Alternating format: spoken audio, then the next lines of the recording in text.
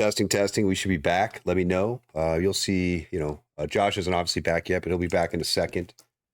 But we should be back, and hopefully we're going to be recording. Let me get my camera reset.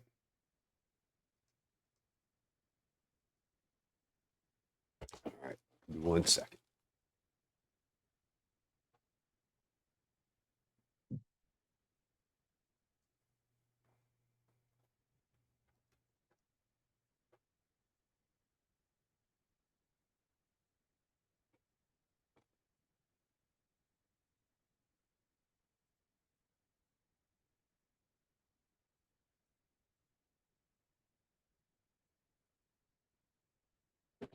Let me know if you see any glitching and stuff, because I do have 2 cameras, one for the Zoom and one for here, so they kind of conflict sometimes. So make sure, getting testing, everything good. You guys can hear me okay, and it should be recording now. At least we'll get this last part of the recording that I can post.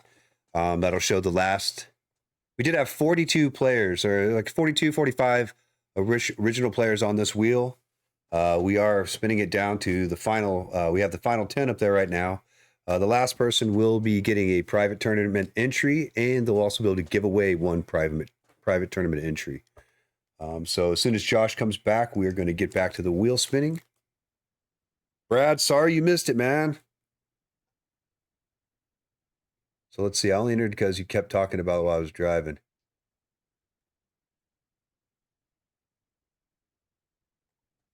So it looks like, so I tried to Saturday when I got home. And I'm assuming third time's a charm. Okay, so we're not there yet, but you're trying to get that Saturday. I gotcha. All right, good luck in that. You know what I am finding that's a little complicated here?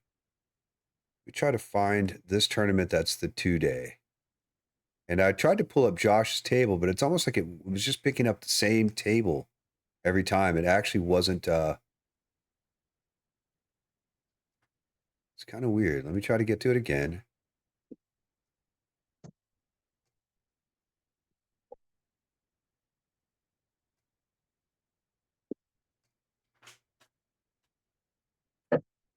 Oh, it's such a pain to try to find something in here, man.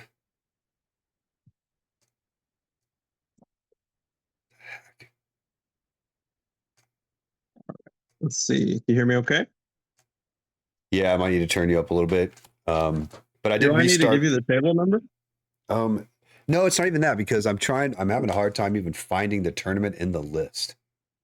Got it. Because what time did it started at 4 p.m. I don't know if that helps you. 4 p.m. 4:30. 4:30 how long? p.m. So it started at 4:30, so it's been running 45. Well, 4:30 That's your Eastern. time. So Yeah, 4:30 Eastern. It's been running a little under 4 hours. 3 hours 45. okay. I don't know if that helps. I mean, that's really the worst thing about, right? It's one of the worst things about their site, right? Is that you can't filter these things. They launched it early. They got a lot of improvements to make, that's for sure. I think they're working on it. What I hear.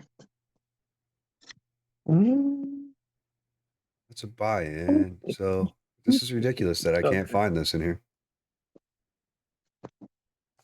You gotta submit your feedback, Meta.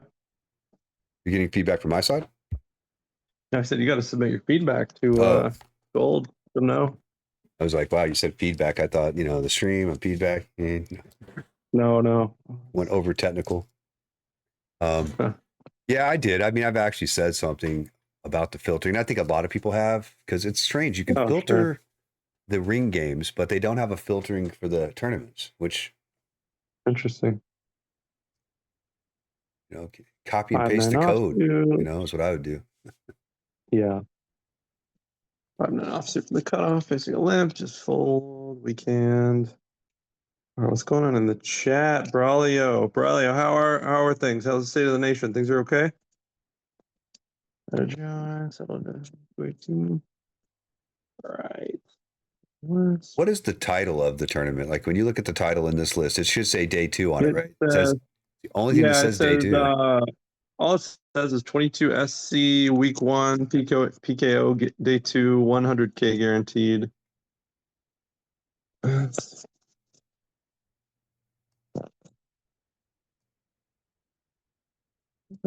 Limper to my right, like a tricky limper. There's different kind of limpers. There's two kind of limpers, broadly speaking. There's like tricky limpers, which only wins a tight range, really strong range of hands. You got to kind of almost treat that almost like a raise. There's some people who limp like 50 to 80% of hands, and they've got really weak hands. Those are the ones you can just ISO raise often. But the tricky limpers, you got to be careful. Let's see. Cannot believe that. I cannot. I've looked at every 22 buy-in. And Can you go by time? what's that? The time, like start. There is no time. It just shows how start? long it's running. Yeah, I mean, that's why. I mean, some of this is like, this one's been running 3 hours 45, I think.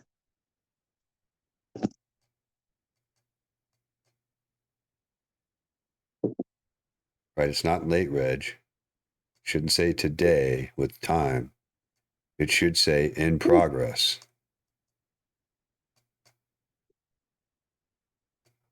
Got a little headache going here. Anyone else get headaches out there? Oh, my migraine. Oh, do you? Migraine people? Oh, yeah. Not fun. You know what? Well, let's get the spinning going. You ready to get the spinning going? I'll try to get up your table here in a second, but I'm not worried about it. I'm actually having a hard time finding your it's like I don't see any in progress games right now. Don't say it says late, Reg. Interesting. Right.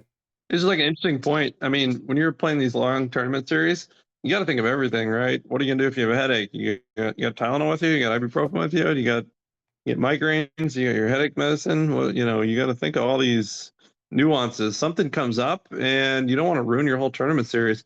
I got in a weird spot actually. I couldn't even think about this, but I was at Best Bet Jacksonville going into day 3, coming back to 18 left out of 361.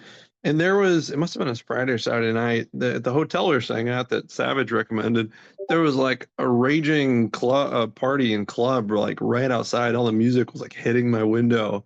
It's crazy. So I didn't really sleep that night. But you got to think of all these things, right? Because you don't want something small to like heavily impact your entire tournament series, especially when you're playing for that opportunity, crazy amount right? of money. Yeah, you gotta think of all these iterations. Have a plan. What are you gonna do about all this stuff? This is really strange, man. Seriously, I'll have to deal with it later. Let's go ahead and get back to the spinning. I'm going to get back to the chat so we can watch it. Okay, guys, we are going to be back to the spinning. And then we have 10 players left. Wow. You scroll to the very bottom of the list and work your way up. See, I've been going from the bottom. I did do that a couple times, but it's at the very bottom, you're saying now? I'm at the very bottom. I'm going to try this one more time. Backpack full of meds. She's got like atropine. She's got Narcan in case someone goes down. Who said that? Bex? An inhaler. Yeah, Bex. Yep. Out of the med box. Bex, I think you're an EMT, right? Am I correct in saying that? Let me see something. I know that the U is a paramedic. I know that for sure. Let's see. Okay, what is this terrible hand? I have 4 offsuit. Raise, call. I think I just fold. Such good pot odds. This is a mistake a lot of people make. You only got to call 20 more thousand for a pot of 170,000. You think someone already calls, so you're priced in. It actually goes the opposite way. If there's multiple people and you got a really bad hand, you're even less likely to win the hand. So it seems like pot odds would get better, but it's actually the other way for these really bad hands. Let's see, 4 8s, 8 jack, ace 2. One of my leaks I had to kind of clear up. I was just calling too many hands, especially when they thought like, oh, pot odds, I don't have to call X amount, but you really should be folding those. And especially when you're like 20 to 40 big blinds, you got to conserve that stack. Let's see. What is Braulio saying here? Let's see, play the next day after working 11 hours of wedding with club music playing. Oh, that's brutal. I sent you a message on Discord. Yeah, it's not in my list. Yeah, I see that. It's just not in my list. That's so crazy that I don't actually have any that are in progress, man. I could use the epi. Bex, if there's fire ants in there, I might need to borrow your epi. Let's see. What else we got? I don't know. I'm not going to worry about it anymore. We're going to get back to the spinning. I know that some of you guys are wanting to know when this ends because Craig Jacks has to go to bed, but he's already out. But he wants to know who's winning. All right, you guys ready? We're going to spin it again. Meta's got jokes. Appreciate your humor. That's all I Let's have. I have see. nothing else to offer. Oh, Beck's the X-ray tech. Oh, okay. Rad I Rich don't know why. going down now. Good run, Red Ridge. I don't know why I thought Bex was EMT. X-ray tech. She's from a medical family though, so her dad's a doctor, mom's an RN. I love that. Went out live to yeah, bring some fire ants. LOL. I appreciate, man. X-ray techs have a hard job. I worked in a freestanding emergency room. You know River Oaks, Meta? Oh yeah, oh yeah. I worked in the River Oaks freestanding emergency room, and we had to shoot our own X-rays. It was the hardest Oh thing. wow. Like, that yeah, place is a it pretty was, nice. Well, I'm thinking Post Oak maybe, but River yeah, Oaks it area was River Oaks. wasn't really seemed like a it wasn't a Herman Hospital. Definitely not a Herman Hospital. Yeah, that's why it's like you have to do your own X-rays. That's kind of interesting. But was it just lack Yeah, of it was staff, interesting. or Yeah, they didn't want to pay an X-ray tech because they get paid solid chunk of change, right? But they're like, oh, let's make the doctor do it. So, but the funny thing was, I'd shoot an X-ray and they were terrible. But then, then you'd have to send it off to the radiologist, and you'd wait an hour, and then like an hour later, the radiologist would say, oh, those views aren't good. Get new views. right? And then the patient, I have to go tell them like 2 hours later. They'd be so mad. It was terrible. Sitting there with a Such a broken bad. arm. You're like, I'll be Yeah, right back. We're still trying to seriously. verify if it's broken. Yeah. Or where. All right, Run That's Renegade went down. So he was our last victim of the good run. board here. Getting So down let's there. Ace nine off from the cutoff here. We open it up. Big stack. stepping call. razor.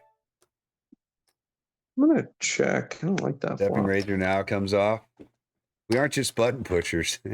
We're not. I am though right now. I am just a button pusher. That's all I am right now. 88,000.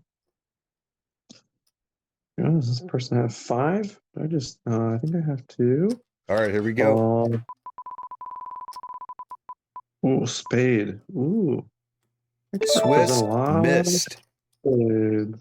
So Swiss missed. Ooh. 833,000. Oh man. And Dice Show goes down. This is going to bring us to our final 5. Keith wins, hide card 6. Grateful, Greg, Pacer Cop, KingPhillip. Good run, Dice Show. All right, King 10 of diamonds from the All right, here we go. hijack.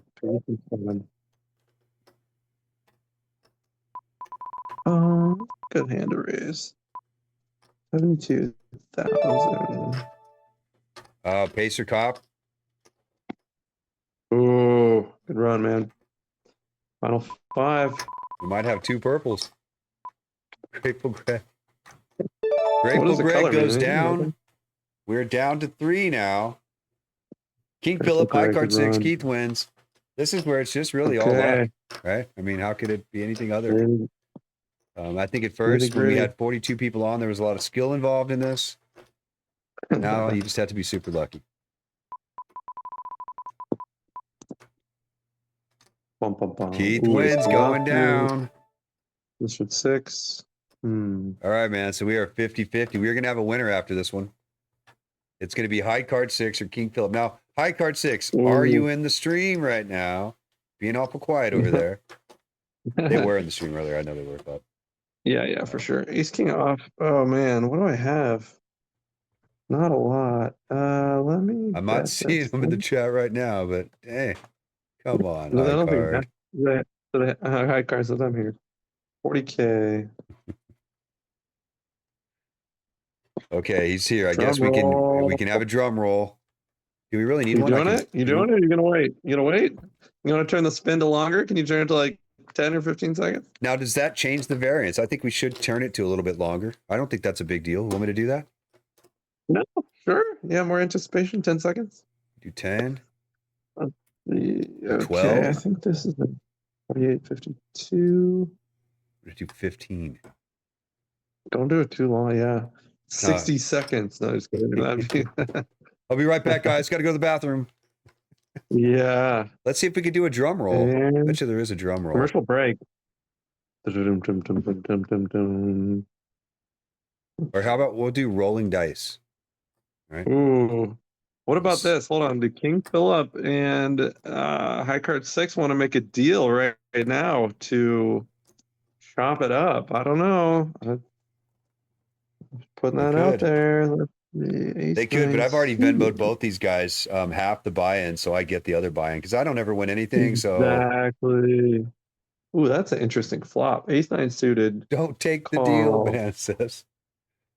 I will do high cards like I'll do a deal. Okay. 162. What do we do? Do we call or What's up, raise? I Gary? think Say, we Peter. Hey, call. Terry. I'm hopefully going to be coming to Nick so I can Seven. actually bring that alcohol to you. Didn't realize until trying to ship alcohol out of California. It's actually illegal. Let's see. It's actually illegal to ship alcohol across state lines. Bad. In any way, you know, you can't even buy a friend and send them a gift. It's kind of weird, right? I can get trolled for that. Do I leave here? It's crazy. Well, and it's not even California. I found out it's actually every state because you have to be able to prove that the person receiving it is of age. And if you can't do that, which is impossible, it becomes an issue, I guess. Like you could do jail time if an alcohol get, you know, it's stupid. You read these in your package labeling. You store it in your pack and play? What? I went to college in Missouri. There was an interesting package ship from the swimmer at our college. She sent a package from Chino, California. I don't know if you know what's grown in Northern California, but won't go into specifics. That's everything's checked there, right? Yeah. No, I know. And the funny thing is, this whole box, all it has is liquor in it. Or well, it's not. It's got these other sweatshirts, a sweatshirt and a hat that I put in another little box. But it's like 2 jugs of moonshine, right? So they're heavy. I mean, you know, there's liquid in the box. There's no hiding that. But I actually tried to send it home with Nick, but he brought Nick brought a really, really small suitcase. He barely got home with all this crap. Triple T is like, California is funny. We can do anything in Ohio. I don't know if you could. Can you? I mean, I thought the other stuff was still illegal there, but maybe not. I actually liked Ohio when we went to the Hard Rock or the Hall of Fame, Rock and Roll Hall of Fame there. Yeah, that was a cool spot. Cool spot. Jack 8 of hearts from the big blind. All right, so we haven't heard from KingPhillip. It says you can have it where it needs to be required signature of someone else 21, right? But then you have to send it as a required signature to that person. Then they have to check it. But there was some kind of stupidness with it. It was kind of dumb. But let's do this. How are we doing this? KingPhillip. I did not see I don't think there's been an agreement made. Yeah, so we're gonna roll. We're spinning the dice, right? We're spinning the wheel, right? Last time, last chance. Here we go. We're gonna spin today, or is this gonna be a day 2 thing? Yeah, day 2. You're gonna have to come back for day 2 next week. All right, here we go. 1, 2, 3.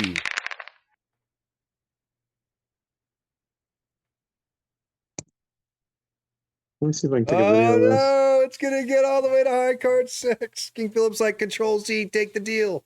Take the deal. No. All right. High card 6 was the last one removed. Okay. KingPhillip. KingPhillip wins it. Congrats. Way to go. All right, it's gonna be nice. KingPhillip's gonna have his buy-in now. So KingPhillip, were you already coming to Vegas though? We're already coming to Vegas. Only win for the day. KingPhillip. Hey, it's the most important though. Good one. Yeah, very nice, man. Appreciate you doing that, Josh. Appreciate you passing along some of that support. I want to do something to get back for sure. You guys supported me. I want to get back. Nothing on the World Poker Tour didn't have anything to do with that. That was all of my own doing. So happy to give back. There'll be a lot more stuff like this. But we had 2 seats. Congrats, KingPhillip. KingPhillip, you know who you're gonna give it to, or are you gonna think about it? Let's see. I'm going to get this 3K up. Give me 1 second. You keep talking because I want you to get that information. Go through the chat. I'm going to make sure we have we're covering some other tables here. Cool. So this tournament, day 2, 22 PKO, down to 117 players, down to, I got 35th place. We got 1.2 million chips. Lines are 12,000, 24,000, 24,000.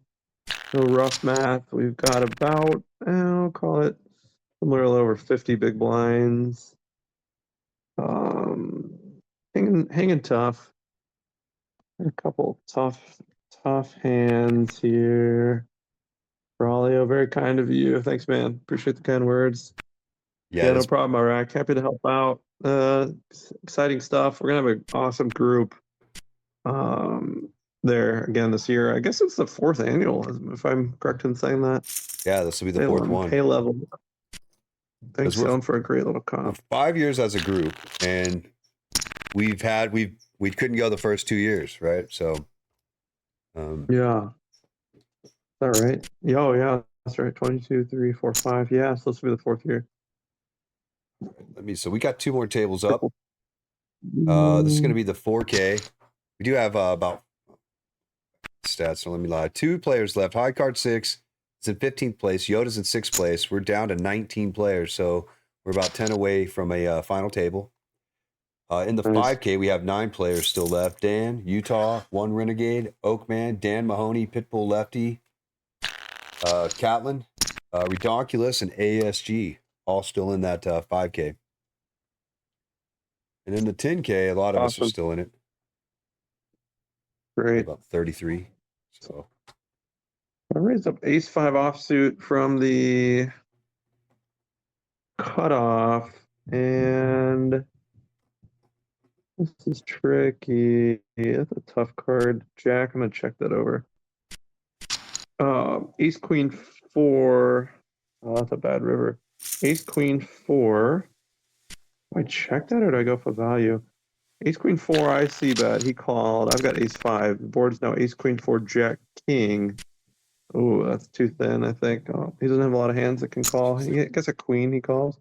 Queen 9. Yeah, that's like the one hand I could call. Yeah, when you're betting for value, you got to think of a lot of hands you can beat for value. You can't just think of like one hand, you know? So, all right. So up to 1.5 million in chips. Let's see. we are on a break in the 60. 2K. I'm going to take a 2-second break real quick, and then I'm going to try to get your see if I can get this gold table back up. I got to restart it, but I'll be right back. Cool. Your pocket 4s. What are all that? Let's see what we got going on here. Thanks so much, and Metajohn. Yeah, happy to do it, Rad Rich. If you want to stake me, Josh, I'll give you 75% of my winnings.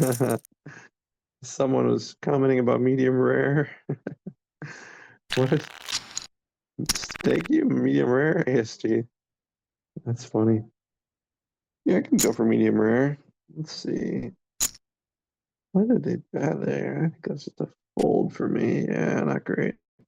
I got 1.4 million. All right, literally going to say the exact same thing. Don't think he swings that way. High card 6. Let's see.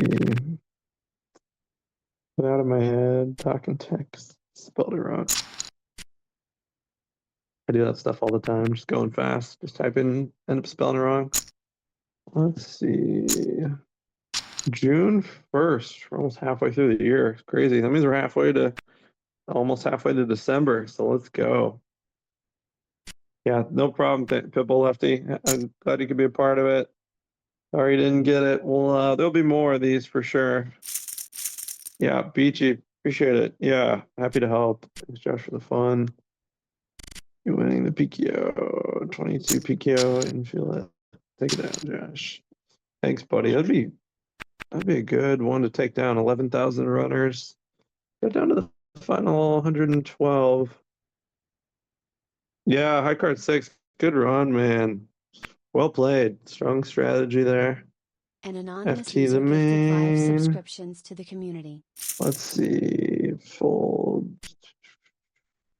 Oh, there's something popping up. Let's see. What is ASG? If I final table the main, I'll definitely Hot see train you guys in started. December. Yeah, that'd be huge. You must be talking about the main on gold. What's the buy in there? 2,500. What's that a one? I don't know. Is that a 2 million guarantee or how much is that the main? Let's see. Oh, you're talking about the main event, WSOP main event. Yeah, of course. FT the main. Yeah, I'd say so. Looks like I had, yeah, I had to Million. jump back here.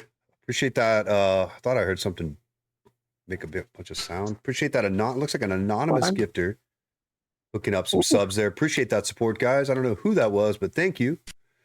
The Utah Kurt, Utah Row, Green Aunt, and High Card 6 all getting hooked up with subscription.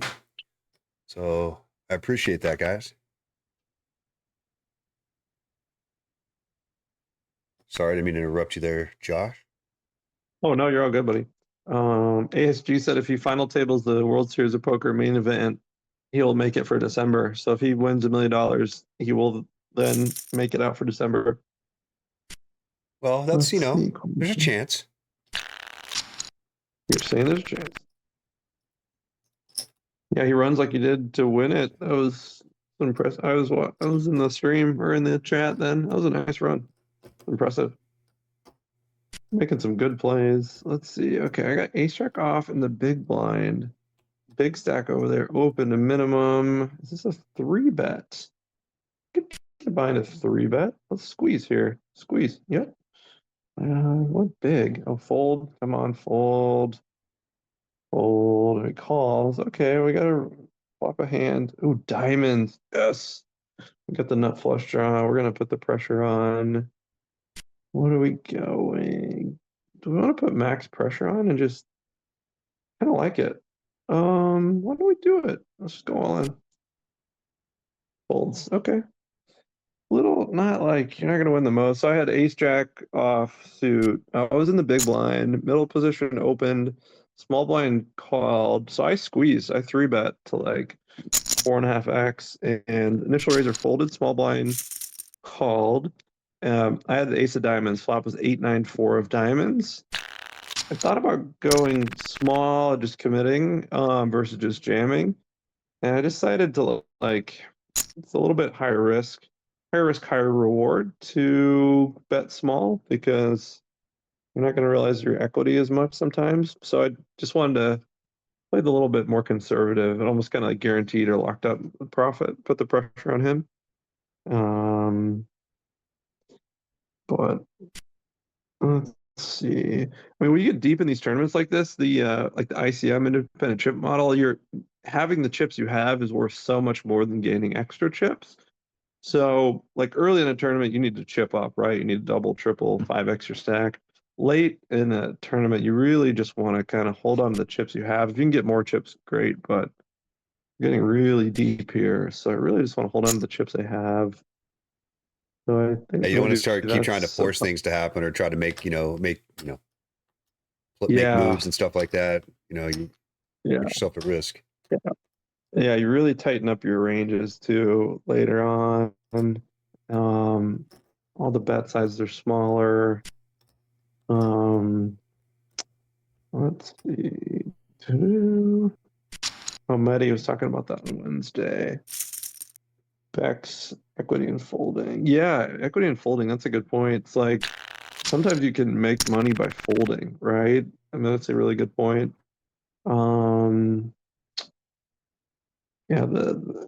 it's a good thing to remember. Like obviously at a final table, that's like a heavy ICM situation, but any of this, like you're super deep. Every spot becomes so important. Let's see. We're up to 1.7 million. Blinds are 1428. So that's about 70, 56. Yeah, about 65 big blinds roughly. We're 24th out of 105. Well done, Philip. KingPhillip. Really good point. ASG, I wonder how bounties impact ICM. Let's see, how does that work with PKOs where the bounties get bigger? It's an interesting point. Yeah, I wish I knew that. I feel like the bounties though, when you get, and I'm not super studied, like I really don't know bounty like PKO strategy or tournaments.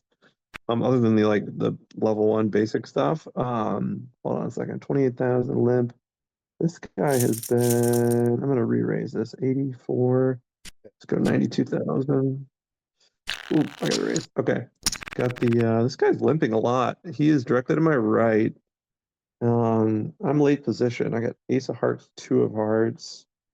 We just kind of ISO'd him. I'm ISOing him a lot because he's, and then you can see bet a lot of these hands for, I don't know, see bet for 93,000. I have ace high. Yeah, I don't know about bounty specifically too. I got some showdown value now. What do I beat? Like, I think I need another two. Let's get a two. Let's check it back. Two of spades on the river one time, or an ace. Five. Yeah, I'm gonna lose most of the hands here. He bet 110,000. I think I just, can I raise all in? Dude, Hmm. interesting. That even though I'm Feel- clicking on your name, it's not opening your table. So doesn't have feel you? good. Let me 1 ask the 6. group. Anybody in the chat Oof. when you're looking at gold?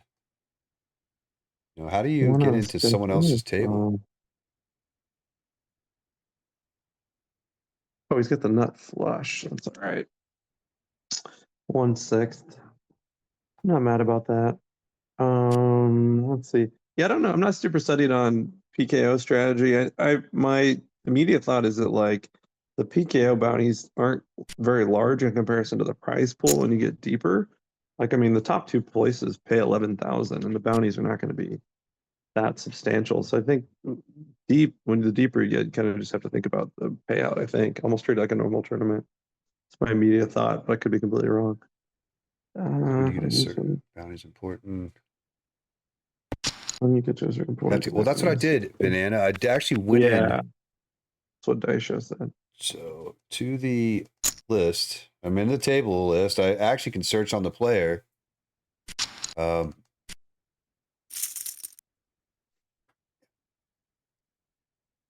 Yeah, the bounties at that $5 million Freeroll at the finals table were insanely big. I think there was like a $200,000 bounty. The guy who knocked me out got a 0 bounty. That was tough beat. I deserved it. We applauded that, remember? It felt good, yeah. It was kind of like, mean, but you know, hey. You know. Yeah. He ended up getting second place, that guy. Yeah. It was quite the run.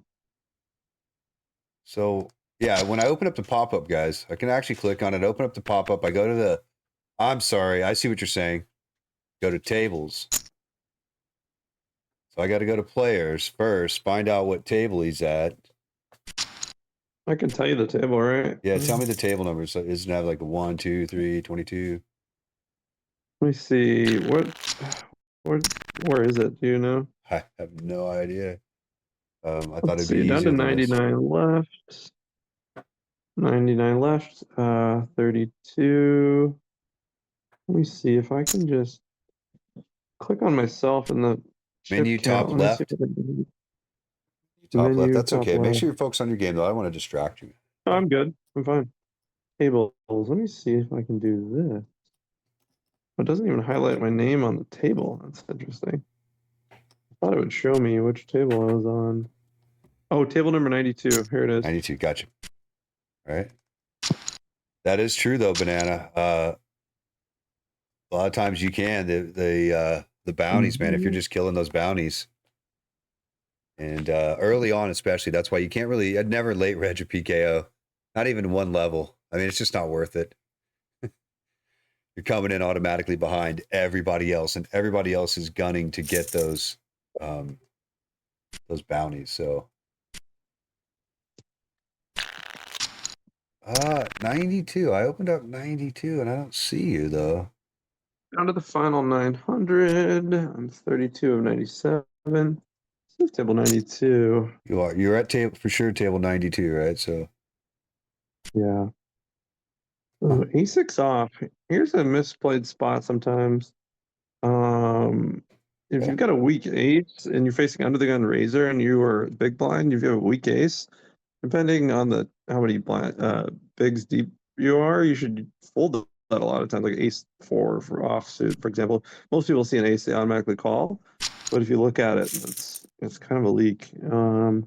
I called here with ace 6 off just because it was 4 ways. And I was getting good pot odds, which it's not great, but yeah, you just don't realize your equity. I mean, even if an ace flops and then the under the gun guys Table person 145. c-bet, Okay. like, let's see, table 145.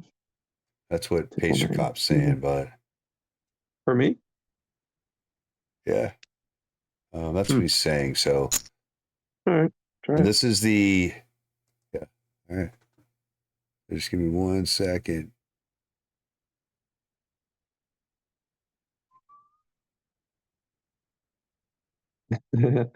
Bex, what do you say? I don't even care about bounties in a bounty tournament. I want first. Yeah, that's fair. Bex, where you at, Sale? I'm about to make a doctor joke. All right, send it.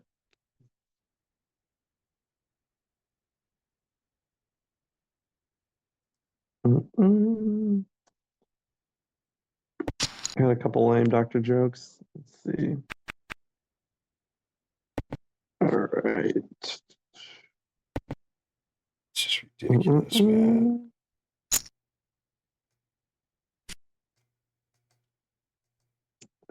Killer Bluff says, oh, this is the point that ASG was talking about. He said, I won a PKO tournament the other day and got 12 bounties. The 1 and 2 paid the same, but I got the bounties. Yeah, exactly. I think, and I wonder if they do this payout that like the same, because they know first place is going to get more bounties, right? So if that's the case, then the bounty tournaments are the worst thing to play. Yeah. Film a doctor, which is why he This is has the so most much. ridiculous thing I've ever seen. There's nothing, no matter what, I cannot open your table. Can't find it. So Doesn't want you in there. Maybe it's it's ridiculous. bad Just, mojo, bad mojonches. it's just the worst. That's the thing about their interface. It's lacking. It really is. This So guy limping again. I think I just need to punish this guy. 105. Does that feel right? Yeah, that feels good. 105.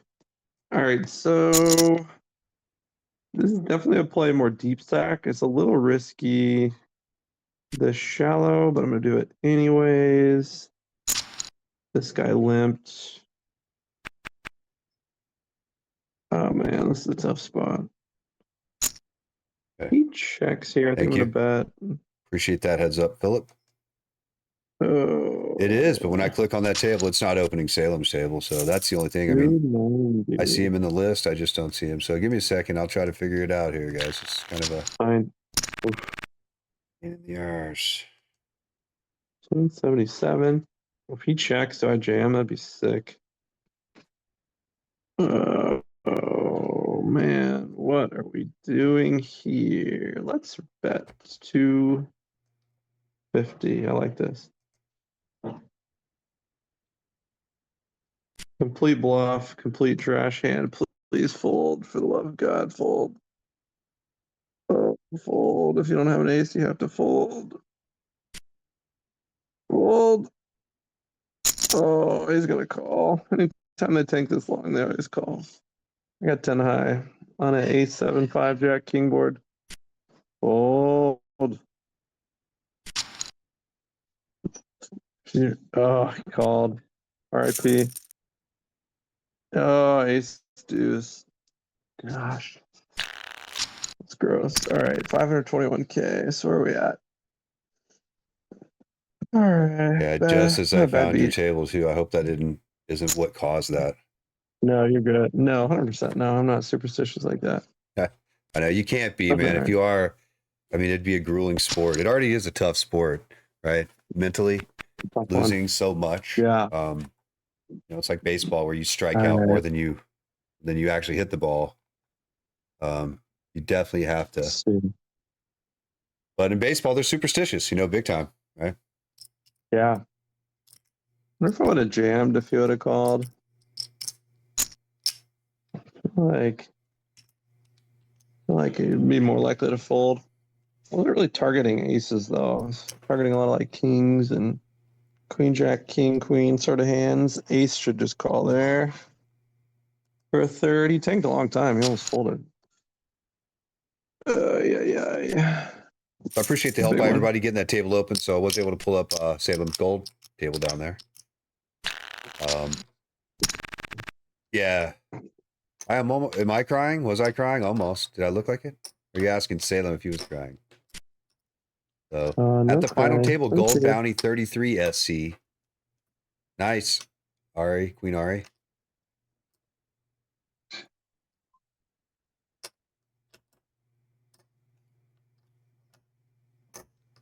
I was just about to grab a beer. I wasn't going to have a beer today. I usually don't on Sundays, but I'm going to have one. I'm going to have one in celebration of KingPhillip getting his, already has, he's the first entry for our private tournament. Yeah, absolutely. All right, let me refocus here. Bad beat. You do the refocus. Get move on next hand. Still got 500,000 chips. You would have told me the start of day 2. There were 1,100 people. I'd be down 74th of 90 players. I would welcome that opportunity. So we got a real shot here. Let's get refocused. So what do we have? We have 640, 140. We got about 15 bigs. Is that right? Yeah, 16 bigs. Yeah, 15.9. I actually, Nice. on my gold, if you see on the Twitch, you might not see it, but I actually have it Yeah. set to the big blinds. And I probably need to switch that, Yeah. but it actually, every now and then when you toggle it, like I'll switch back. I'm like, okay, I still have about 80 big blinds, and I toggle it. I'm like, oh, 300K. Well, that's nice. So it's kind of but I'm always trying to stay in that big blind level. That's certain, like I never want to go below certain ones, and I feel like I'm in good shape if I'm above it. Obviously, that's the way you want to do it, but you should. Don't get lazy, right? Because Yeah. I got 16 big blinds. So when I was late in day 1 at Seminole in Florida, I had a really tough table. It was like a lot of pros. There was a guy at first I didn't realize who he was, but then people started talking to him. His name's Yuri, Yuri. He's the #1 player in Brazil ever. I think he's made like 8 or 9 million just live. But he only had like 15 big blinds. I was watching him play. He was the most patient player I've ever seen. He just would like fold. Fold. He would do like crazy, like 2.3x min three or like 3 bets. Like a guy would at like 2 big blinds, let's say pre-flop, he would re-race like 4.6 big blinds off like 15 big blind stack. It was like really crazy stuff. do you think it actually makes people start to, they're all of a sudden they're trying to process that bet sizing, and it throws them off a little bit? Yeah, you've never seen it before. You ever seen a 2.3x 3 bet? Oh, it's just weird. Oh, I got a suited hand here. This is close. I'm gonna call. Let's see. I got with the flop. Sad. Check fold. 1 second. Alex. What was that? Is he in the crib?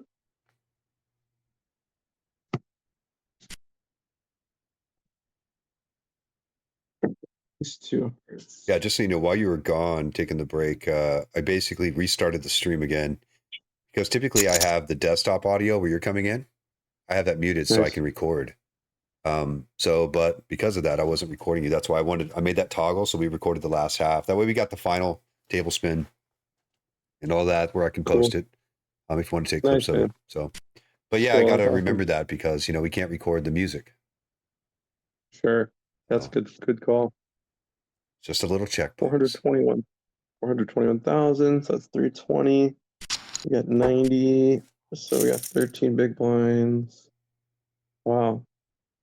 I have no hand. 3-7 offsuit. 6s or queen 8 suited. Jam. Oh, and he covers. Wow. What is going on? That was wild. I guess he's just playing big stack and bully poker. That was crazy. He re-jammed with nothing. Queen 8 suited. Queen 8 suited. I mean, it's not the worst hand I've seen people do that with, right? Yeah, he's playing big stack poker. He's just bullying everyone. I also feel like if people get locked into hands, like I've heard people talk about queen anything suited. Like it's such a, doesn't work out that well for me all the time. So that's a good. So here's something if you're paying attention, things to pick up on, right? He just 3-bet jammed Queen 8 suited, which should never happen. So he's super wide. Let me look at his stats. His stats don't look super wide, but I bet he's just now starting to ramp up aggression. You got to be ready to get your money in wider, right? Because I only have like 10 big blinds, so any like real hand, like any ace, I'm probably just gonna try to get in against him. Because I'm way ahead of his range. It's like a really nice spot to double up. Just a little adjustment to make in game. 75.84. I mean, I only got 10 blinds, right? And I'm like, I'm toward the end of the pack. I'm 75.84, right? So let's see what 75th pays. It's not going to be too much. Really, you're going for a final table. I mean, for all the reasons, the money, whatever, the glory, the trophy, but everything's all up pays top. 140. It seems like, right? And these It's gold super ones, top man. heavy, right? Yeah. Like 75th, this pays $147. First place pays 11,000 plus bounties. So it's like crazy. It's 100x. So it's almost like the $1 million free roll. You just got to play for first. Yeah. So the point is, I'm not trying to just hold on to my 10 big blinds. I'm trying to get in there, look for any spot where I'll have a little margin and just take a chance. You got to chip up because if I go out now, it doesn't matter really, but I have to really want to chip up. And there's a really good opportunity. This guy's opening every hand. He's going to have all sorts of bad hands. So yeah, so You just got to if get I'm something you gonna can work break- with, something in your range you can work with. Yeah, anything. Yeah, anything. Any ace, 2 Broadway cards. But yeah, go ahead and like when you're in these spots, go ahead and think of like, okay, folds, what sort of hands you're gonna be willing to re-raise. Go ahead and start thinking about it ahead of time. Well, you don't have to spend as much energy on it in real time. You can focus on other things. Yeah. And when you're doing that real time, people are seeing it real time too, right? You're looking at it, contemplating what you're doing versus you already kind of know that range of hands that you're gonna. Yeah. But one of the things you talked about, and I actually started trying to pay attention to this more. My big mistake in that last Commerce Live event is I didn't rebuy. I should have rebought. It was an hour in. It was $400 buy-in. I would have come back with 60 big blinds. Sure. Oh yeah. It was dumb for me not to rebuy. But yeah, I was trying to be. Remember you were talking about, try to make sure that you're not acting faster than here or there, or even all the time. Count to 5 before you do anything, or get into a rhythm that you're doing something like that. Otherwise, you'll do it randomly, and the random things are what's going to basically tell someone, hey, he does this when he does that, does this when he does that. So you'll see that with live players, especially people who are coming from online to live and they really haven't thought about that much. Usually if people act super fast, it's kind of like polarized. They're usually either super strong and they just are a little nervous and they want to get all their money in because they're, for like a protection all in, or they're just bluffing and they've already made up their mind they're going to bluff if this card comes. But I'm trying to get in the habit of standardizing every, take 5 seconds every time, take 10 seconds of the spot every time, and just the same thing so no one can get reads. That's important. Yeah, but the rebuy thing is interesting. I did a video on that. I actually, it's super important to just take a break and like make sure you're completely mentally clear before you rebuy. I actually made that mistake in the prime a couple years back of firing a couple bullets when I kind of got a bad beat and I wasn't mentally ready yet. I was still steaming. I thought I was ready, but you need to take 5 or 10 minutes, just take a lap, and really get your mind clear before you jump back in, or else you're going to be just running, playing bad. So yeah, that's sort of my challenge. My challenge was this one, as I did. I said, I'm going to go up to my room, take a second, and got up there, and I was like, and I talked myself out of it, which was dumb, So I'm all in up here with Utah Row. I don't have anything. I was really short stacked there, so there's my 5 though. Nice. We go 5-4. Go 5-4. You an overcard? There it is. All right. Got backdoor straight too. Any 5. Oh. Yeah, I'm against 8, so I'm good. How much did Utah Row have, actually? I can't see. They had a lot of chips. I mean, I only had 2. Yeah. I basically had 2 blinds. So. What tournament is that? That's the 10K. I mean, Oh, the qualifier. yeah, I can't even believe I got Nice. myself down to 2 blinds because I usually am never going to do that, but I wasn't paying attention to it, you know. And How see, many some of people them are left in that one? 165. Nice. So a long ways to go, but Yeah, all I right, you missed got that one. 15 seconds. All right, let's go. Let's get locked in. 10 blinds, probably. I'm assuming it was 20, 40. Let's see. Yeah, I think all the stacks are about 40 blinds, 20 to 40 big blinds. Yeah, I do that a little bit, and I Hmm. click on the stack, click on the pot. When you click on the pot, that toggles the blind stuff. 72. Ooh, this is close. This is a All right, so the fold, but 5K is in the money, so oh. How many hands? This guy's playing 50% hands. Oof. This guy that's limping to my right, he's V-pipping 50% of hands, right? Voluntarily putting in pot 50% of hands. Oh my god, I hate my life. yeah, 10 I 8 don't of think I have hearts, any ace score. 10, Somebody's gonna have to get in there. If I'm ace out, 10 4.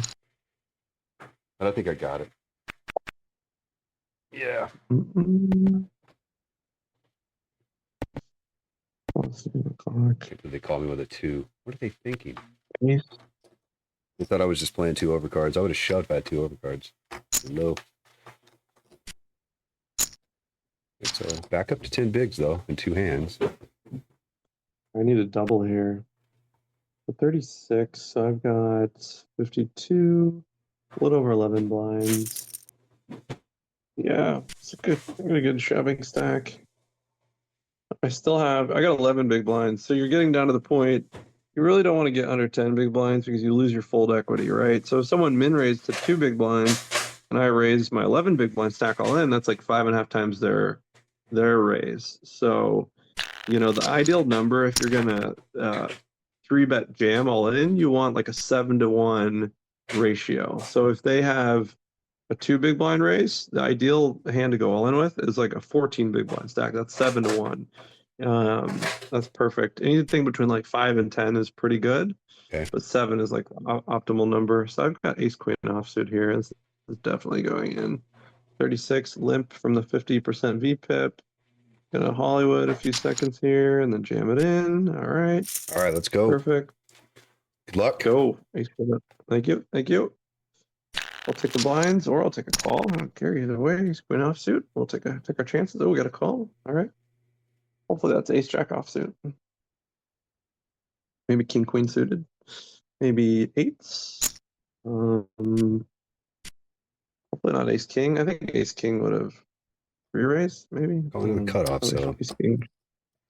they Yeah, called. it's They didn't pretty re-raise, strong. so Nines, eights, ace nope. jack off, maybe. 6s. You called it though. There's the 8. Ace. Come on. There we go. No hold. Yes. There we go. 936,000. That was a pretty good call out there. You called him on 6s, right? 52. So went from 75th to 52nd. So what do we got now? Always good just to figure out your big blinds real quick. See where you're sitting. 25.9. Thank you. Only because I can see it on the screen. I actually have it set. And if you want me to tell you how many big blinds all the people have, I don't know if that's helping though. That's probably collusion. So we probably shouldn't be doing that. It's fine. No, that's not collusion. If I'm calling out from the side of the rail, the big guy has 10 blinds. Yeah. Get the calculator out, tell me. I can see it from Get here. Well, if you're, I don't know, as long as you don't have a solver going with a computer on the rail, I think and we're probably okay. Well, one of the things I did learn from Brad was it's probably best just to not call out the hand. Don't be calling out hold, or no, don't call it anything. It's just best not to call it anything because that was tough. Whenever he was like hold, I'm looking at the thing. I actually started rechecking what I was seeing on the screen because I couldn't see behind you. I moved over to the screen, right, and I'm looking at that screen going, "What do you mean hold? What do you mean hold? What am I missing? What am I missing?" And I'm like, "Oh, It did hold. damn it, Brad! For the only time in your life you were right. Dang it! No, I love you, Brad. It's great seeing him there. I'm just glad I got to come. Well- Like I said, spend a couple days. Yeah, that was so There. awesome with everyone Yeah. there, having you guys all come. You drove down. You drove the furthest, I think. My buddy flew out from Arkansas. Yeah. That was cool. A lot of people there. We had a great group. Not as many drinks flowing as I thought. Let's Well, because see. people were playing though. I mean, we've actually learned, I think, from the first couple of years, Yeah. to time that. You Yeah. know, like that Bellagio Sure. outing that morning was timed event, right? We knew we had nothing Yep. left to do. That was important for at least a day, and you need that. If not, you know, it's easy to whoop it up. Oh, that first year, I don't think I slept that much. Yeah. So let's see, 635,000. That's 540, 90. That's something like 18 big blinds, like a king jack offsuit. Really feels weak. I don't like it. Don't like it. Fold. It's a weird shove. 18 big blinds. You really shouldn't be going all in with 18 big blinds almost ever. From the cutoff, or was he cut off? It's not as bad as like early position. A hand like ace queen offsuit is reasonable to do that, but you really don't want to be doing that. Okay, 72, 72. Ooh, I've got a pocket pair. I'm gonna play a little mystery hand. I'm not gonna tell you which pocket pair, but I got a pocket pair in the small blind. Small one. I'm gonna call. I like to hit a set. And hopefully this guy doesn't do anything crazy. Hopefully he just calls or folds. Okay, good. Come on, set. Okay, maybe. I'll check it over. All right, this morning if I do my deal, VPIP and RFI. 50% VPIP, 0 RFI. That's funny. 195, 195. I got pocket fours with the four of spades. Full. You know, on this spot, I mean, when you see those guys automatically coming in, you know, bet, call, four-handed, you know, the ace is out there. Does that, I mean, has someone got an ace typically? Yeah. That's what I think. Yeah, almost. Yeah, someone almost always has an ace there. Especially And Biggins when you have called a small snap called him almost. pocket pairs, like, you know, you really only need like 10-1 pot odds to get the appropriate odds to call to try to flop, you know, a really good hand, usually a set, right? Or at least like open-ended, but sets the best. So those really small pocket pairs play pretty good from the small blind. If you're getting at least 10-1, I was getting around, I don't remember exactly, 15 or 20-1 there, so it felt good. Yeah. Here's another spot. I got another pocket pair. This is close. This is weird. This is weird. This would be an interesting spot here too. I had the small blind fold on me, but I had ace king there. I was ready to. I've got a small pocket pair again. All right, what do I want to do? I need help. That's not it. What can I beat right now? Nothing really. King, queen. That was a small bet. 75. He doesn't have much. Up against two people though. I got a small pair. I'm just gonna fold. I got down to 20 blinds, 20.5. Okay. Yeah, we start getting around 20 big blinds. You gotta think about like short stack poker. You gotta can really leverage aggression and look for rejam spots, look for squeeze rejam spots. You can really put a lot of pressure on them. You're gonna gain a really big advantage when you get this short. Let's see, because most of the hands they're opening are not premium hands, and so they're gonna have to fold a lot of their range, or they should be. If they call, then they're behind your range. So that's a good spot to be in. A lot of people play too passively when you get down to 20 big blinds, especially like 10 to 15 big blinds. You know, you really just want to leverage that pressure. Look for spots to get all in. Let's see. All comes down to your goals, though, right? You can kind of nurse it and limp into the money, but if you're trying to run deep and accumulate chips, you really got to put a lot of pressure on. Let's see. Yeah. Those are Oh, good. okay. We are What'd at you a get? final table of the 4K. I was just actually looking at that Oh, nice. chart. Yoda 316 is on the board. We've had the table up for a little while. But we are at a final Okay. table now. So Okay. we got two Seventh people place, Yoda. already down. So we're Good down to luck, man. 7. Yeah, nice Which work, one Yoda. of your screen is that? The top right, Meta Yeah, it's going to be in the of your top right screen. when you're facing it. Okay. Someone's 476. all in. King Queen versus Queen 8. So King Queen hits us straight. There's a flush draw. So we didn't lose Yeah. a person. But anytime you see, usually when you're looking at my screens up there, you'll see the blue note. And that blue note is going to be a stream teamer. Yeah. So if Nice. I have a blue Okay. box on them. It's cool. If you see a green note, it's usually got target behind it. All the way up to red, which is be wary, and all the other Nice. colors in between. So I'm like purple. purple for what? What do you put? That's for the worry, or No, I'm asking you what color I am on your notes.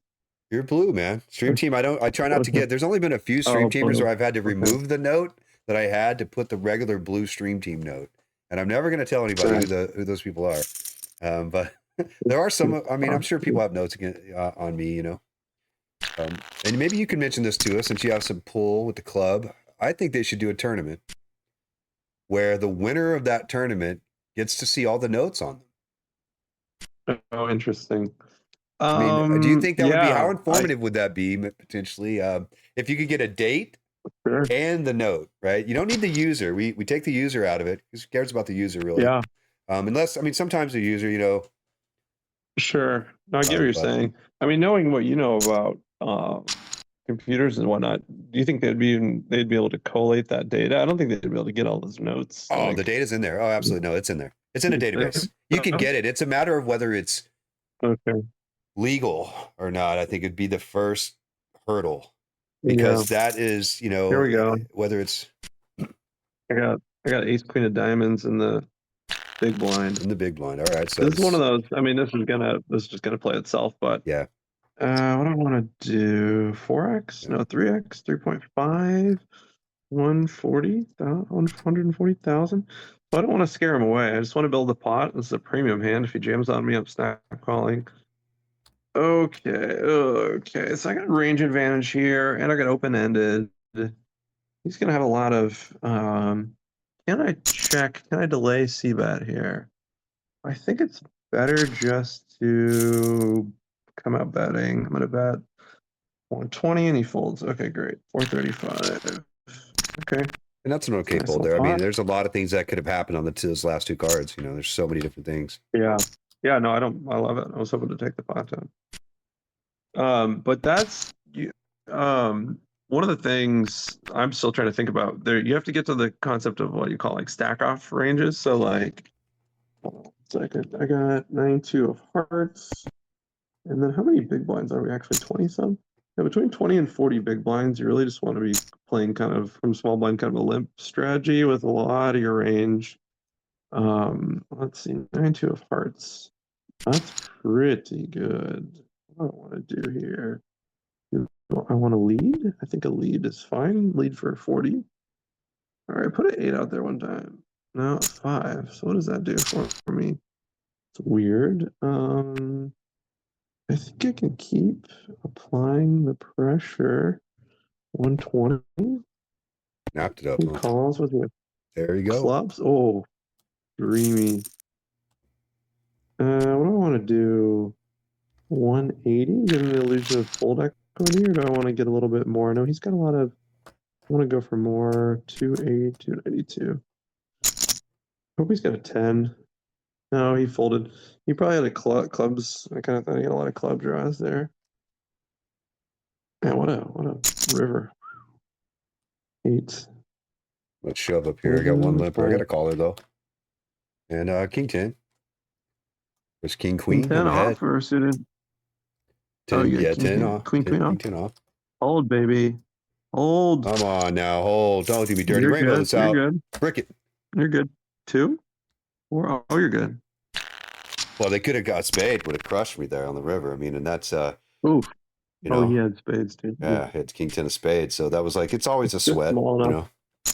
Yeah, for sure. It's just small enough I can't actually see the Oh, exact. want to make sure I covered my cards again. Utah Kurt at my table. Or Utah Rose, sorry. The other Utah. Got another interesting hand here against Still Limper. Big stack too, 110.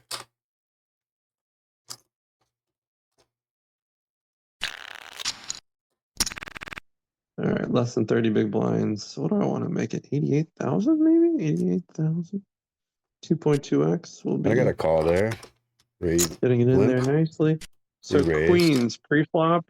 Oh, jam. Let's go. 400,000. I got queens all in. What do they got? Ace 7 off. Oh, let's hold.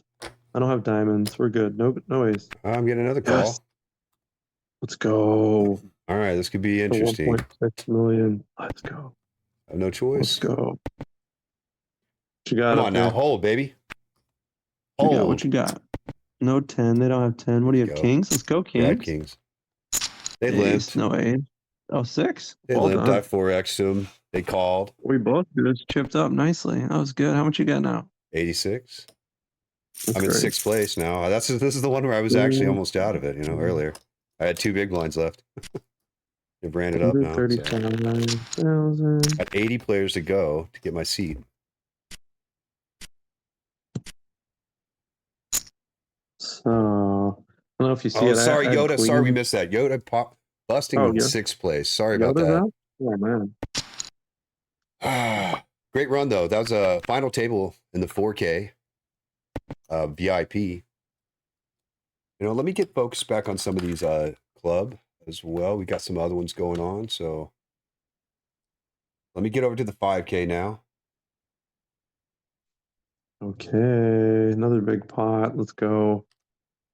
Down I to had 44. queens there. Went all in. I'm in raise. A guy went all in for 10 big blinds, 400,000. I snap called. He had ace 7 off. I had queens. We held king jack 6, jack Oh, so now we're up to something like 45, that. huh? Okay. We're 45 down big to blinds. 30. Oh yeah, 45. Yeah, That was an right, interesting nice. one there. I was in the cutoff. This guy to my right, who's super passive, 50% VPIP, limped. I've been kind of abusing him a little bit. I love doing this. I made it like 3.5x with queen jack offsuit. Flop was ace 10 8, so I had double gut shot. I decided to chip. Oh, kings versus ace. That ace gets there. River the ace. Oh. Ooh. Is king's gone? Oh no, I like that guy. Dang it. 10-2 is a Doyle hand. All I always right, hate we're it when they back take up the player away to. that you were going after, I right? know. Yeah, I was kind of abusing him a little bit there. Green for beat. All right, so we have Dan and Oakman on the table at the top. Dan's in first place right now in the 5K. So we have Dan. Let's see who else is still in it. Where's Dan? On which one? Oh, The top Mahoney? one. So he's going to be Dan 4. Action Dan is his name Dan in the Twitch, but Nice. Dan Oh 4. yeah, Action Dan. Yeah. Yeah. Yeah. And then Oakman. Awesome. Yeah, it's probably small on the screen. It depends on what screen, especially if it's only half the screen. Yeah. The way I've got my setup with gold in the chat, and to see that, I've got to keep it small, but it's working out. It's fine. I can see it. No, I'm working off 3 monitors over here. So I love it. I'll have at least 2 the next time I stream. So yeah, I just have my neck, man, sometimes from going. So this is an interesting one. 98765 king jack offsuit. Looks like a fold. King jack offsuit is an interesting one from early position. Like if you're deep stack, like in a 9-handed table, king jack offsuit, I never open that. I fold that right away. If you are like 40 big blinds deep and you're kind of under the gun sort of thing, you should still fold it. When you start getting around like 20 big blinds, you can start opening these big hands. I just have realized this in the last few months, and I watched all the pros doing this, and I looked it up. But basically, when you get more shallow stacks, say under 20 big blinds, you're not worried about reverse implied odds as much. Like you don't open king jack offsuit 100 big blinds deep in early position, because if someone with ace jack offsuit, if jack high flop, they're going to stack you, right? You top pair and your kicker's no good. But when you get shorter stack, like say under 20 big blinds, you're not as worried about reverse implied odds. You flop top pair 20 big blinds deep, it's just going in. And rarely if you get out kicked, so be it. But so that's something I I wasn't getting right. Like when you start getting more shallow stack, you actually want to start opening more hands, like those bigger Broadway hands and stuff. So let's see. What do we got here? Open to 80 and then a jam for 286. That's only 7 big blinds. I got nothing to do here. Fold. I'm assuming that guy's calling with every hand that he opened. Pot odds and he gets a shot at a bounty. He should be calling every single hand that he raised. 8162. Yeah, there's about 260 in the pot. He's getting one little less than 1-to-1 on his money. Oh, look at that. Spade. 10. Spade? Nope. What Nope. happened there? Oh, 10. 8-10. 10 wins. Yeah, the 10's going to make it. KO. Yeah. Wow. That was one where a lot of people might have folded the 10-8, but pot odds, you have to call. You're getting so much money. You have to. Especially in a PKO. I mean, now raising with 8-10 suited. Well, That's min raised. questionable. Yeah, min raising. Yeah, from under the gun. That's pretty questionable. But here I've got King Jack of Hearts from the small blind. This is a nice, really, you're deeper. You don't want to be just calling. You want to be 3-betting almost your entire range, really calling linearly. But you start getting more shallow, you can end up calling more hands. King Jack Hearts is a really good hand. And not on that flop, it's not, but. Way to go, Poppy Dog. Ari saying, I can't believe it. I started gold in April and I couldn't get anything going. Then 2 nights in a row, 2 nights in a row for final tables. 4. She's made final tables. Did you say 4 final tables 2 nights in a row? That'd be 8. Wow. But that's great work. Nice. That's final awesome. tables is where you want to be in these. You know, that everything else is, it's a min cash almost, it feels like. Yeah, for sure. I mean, the experience is awesome. Just running deep, it gives you a lot of confidence and how to play, how to think in these deep situations. The more reps, the more times you can get deep, the more you're going to go deep. Yeah. So it's like a self-fulfilling thing. That's always this been is my like the problem. first I'm point. good at short stack poker. Really good at it. Yeah, 22. I'm gonna play most of these tournaments on gold, these bigger ones. I got a ticket to the Prime, which is I don't know what buying that is, 1,000 something. And then playing the 218. And then playing the higher. I got a ticket to a high roller. It was like a 2,100 something. Something like that. Do you have are you gonna play this 2,500 event? Is that the main event? Yeah, the main one that's on. That's a Mike Yeah. Sexton Cup name, you know. I mean, you Yeah. get your name on the cup, Yeah. you know. Yeah, I can't miss that opportunity. That's a lot of, I mean, is there any money? That's the only... I'm sorry. Go ahead. No, go ahead. You know, what is that minute? Is there a limit to where you would be willing to pay it online? Because online's different than live play. And if you can pay 2,500 online, would you rather invest that in a live play? I don't know. It all comes down to like competition level, right? It's like, 2,500 is, it matters what you're getting from that. If you're playing, in theory, if it was like all professionals for 2,500, you don't want to do that, right? The WPT events, even like the $3,500 to $5,000 buy-in, it's a lot of money, but the competition is actually not as hard as you would think. I don't want to say that lightly, but I've found it to be true. So I feel good at that level, and I've studied my game for that level. But my thought is, from what I've seen, I think the 2,500 level, I don't know. I still think there's going to be.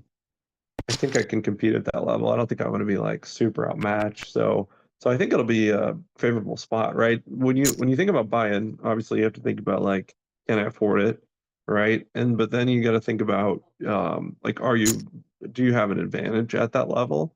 So like right now, for example, anything above 10,000 live, I'm not like my game probably. I could have a chance, but I wouldn't feel like I could routinely beat that. It's like a $5,000 level right now. I feel comfortable with that live. I'm gonna play the $10,000 main in December, but at 2,500 online, from what I've seen, I think at gold, a lot of people are playing up like higher than they should be, essentially. So my thought is that I can compete at this $2,500 level, so I'm gonna play it. The only thing this is the only one I don't have a ticket for yet, or at a bit. I don't think they've had any satellites or anything for it. But what I'm trying to decide is if I'm going to sell some action, maybe, and get some people involved have a few different bullets, or if I'm just going to try to satellite in. So I got to think about that. It might be a fun one to get people involved in and just kind of low price, sell some action, get a few different bullets going, and it's a reasonable price, 2,500. You know, so Yeah. we'll see. I gotta look at the schedule, like what time it, like what was it's obviously gonna be in June, but yeah, I'm definitely gonna play the main. That's a cool opportunity. Yeah. It's tough though with Um, work though. I mean, it depends on the days of the tournaments. That's like even some of these free rolls that are happening in the middle of the day, right? yeah, It's like, 100%. there's just not a ability to get there, right? Or for me, I Yeah, can't. Um, yeah. That's one good thing about my work is my schedule is pretty flexible, and a lot of people I work with are willing to trade time. So I might got to make up for it. I'll have to work at a different time, but I can usually, if I have a couple weeks, I can get it off usually. That's a nice thing. all right. Yeah. You know what? I'm going to have to, it's kind of weird how I'm noticing that the lobbies, no matter what, it's still showing you when I click on your table. Yeah. 145. So it's almost like the lobbies don't refresh that quickly or something to this. So trying to get your table back up. Know which one it is. It's just, Medi says money, money, money. That's all you should care about. Yeah, I mean, money is important, right? For poker, that's the currency of the game. If you're not making money, well, in theory, you gotta quit, right? You won't be able to play. yeah. Can't keep playing Um, outside your means, or you can't keep going, if you don't have yeah, ways to, and that's where, like, when someone's like, oh, so you spend all your money on that. I'm like, no, I spend all my money on my wife and kids right now. Eventually I'll probably spend the rest of my money on poker potentially, but there's a happy medium for me, or a happy balance right now, sure. and you don't want to get into too many of them, but also with the gold, I want to make sure that I'm available to focus on it. With the 25, obviously a 2,500 buy-in, I want to be focused. And also, I mean, this may sound crazy, but being a technology guy, I mean, what do you do if the internet goes down? Do you have like backup plan? Because you do a $2,500 buy-in and your power goes out, right? What do you do? Right? Oh, so ASG said, who cares about the name on the cup? It's about the money. That's what ASG said. And then Medi said, money, money, money. That's all you care about. So he's kind of razzing a little bit. Yeah. I don't know. I think like the money's cool, but my main goal, one of my main goals is to like try to win out WPT championship, main event. I think that'd be super cool. Like, you're 80 years old. You're gonna be like, oh, I won $5,000. You're gonna be like, I won a main event championship. It's like pretty cool. Totally. I mean, I'd love to win one. Win a tournament. Obviously, I had the micro, but getting your name on that cup, I mean, that's just sure. Yeah, legendary. I feel like a lot of it's just big spot here. Ace queen suited. I got 30 some big blinds. I'm gonna make it a little more than 2x. Not quite 2.2, 2.18, something like that.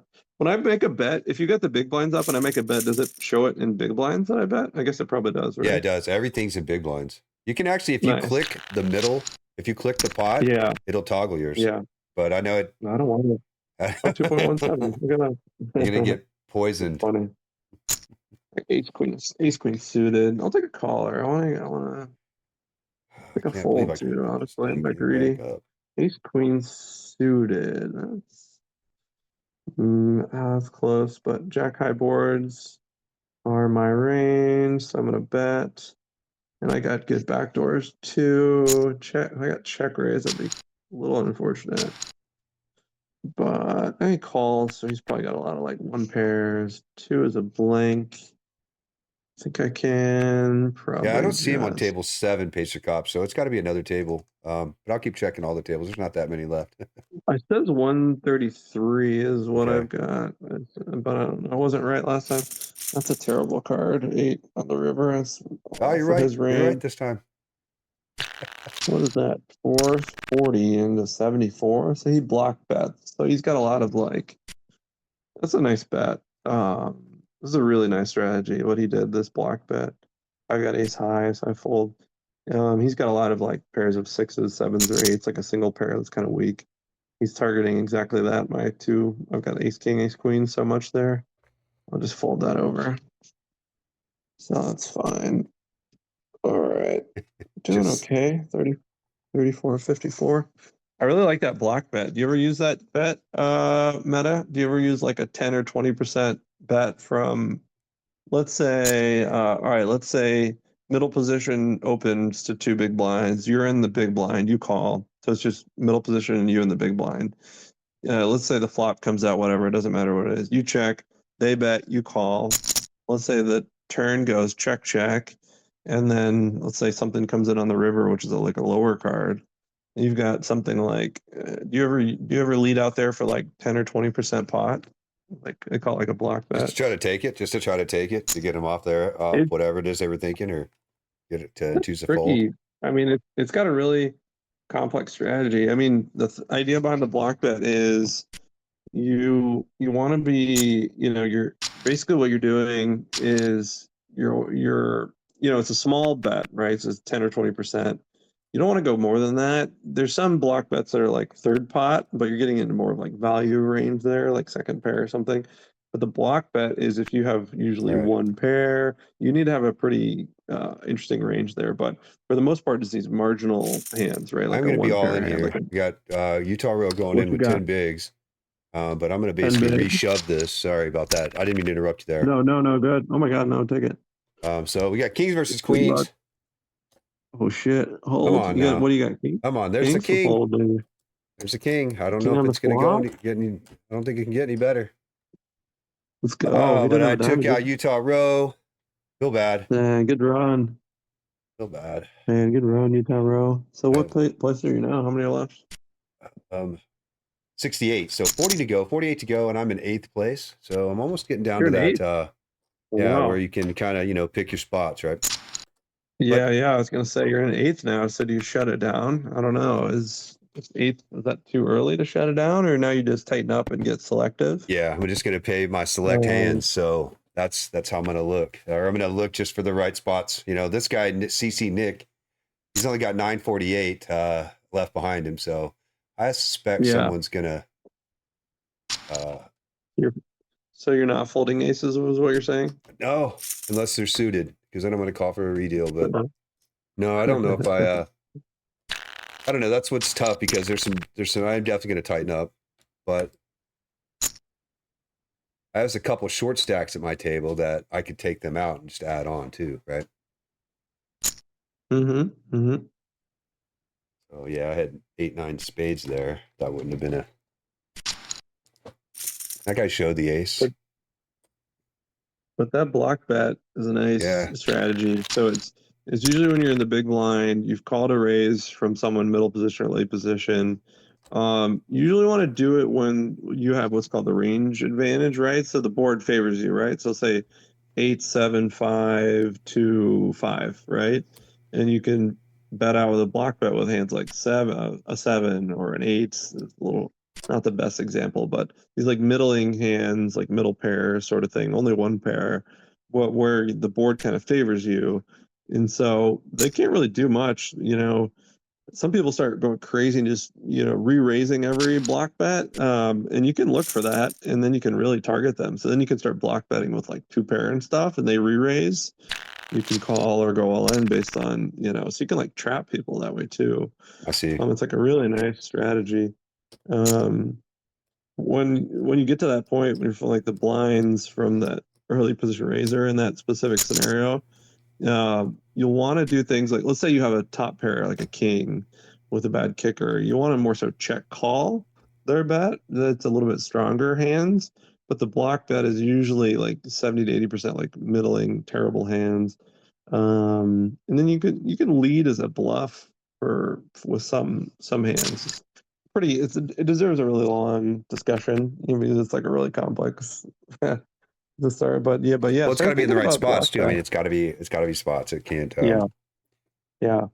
But think about times you can block bets. Think about incorporating that in your game a little bit. The other one is over bets, right? I've started doing over bets. That's a nice. I don't see that much on the club over bets.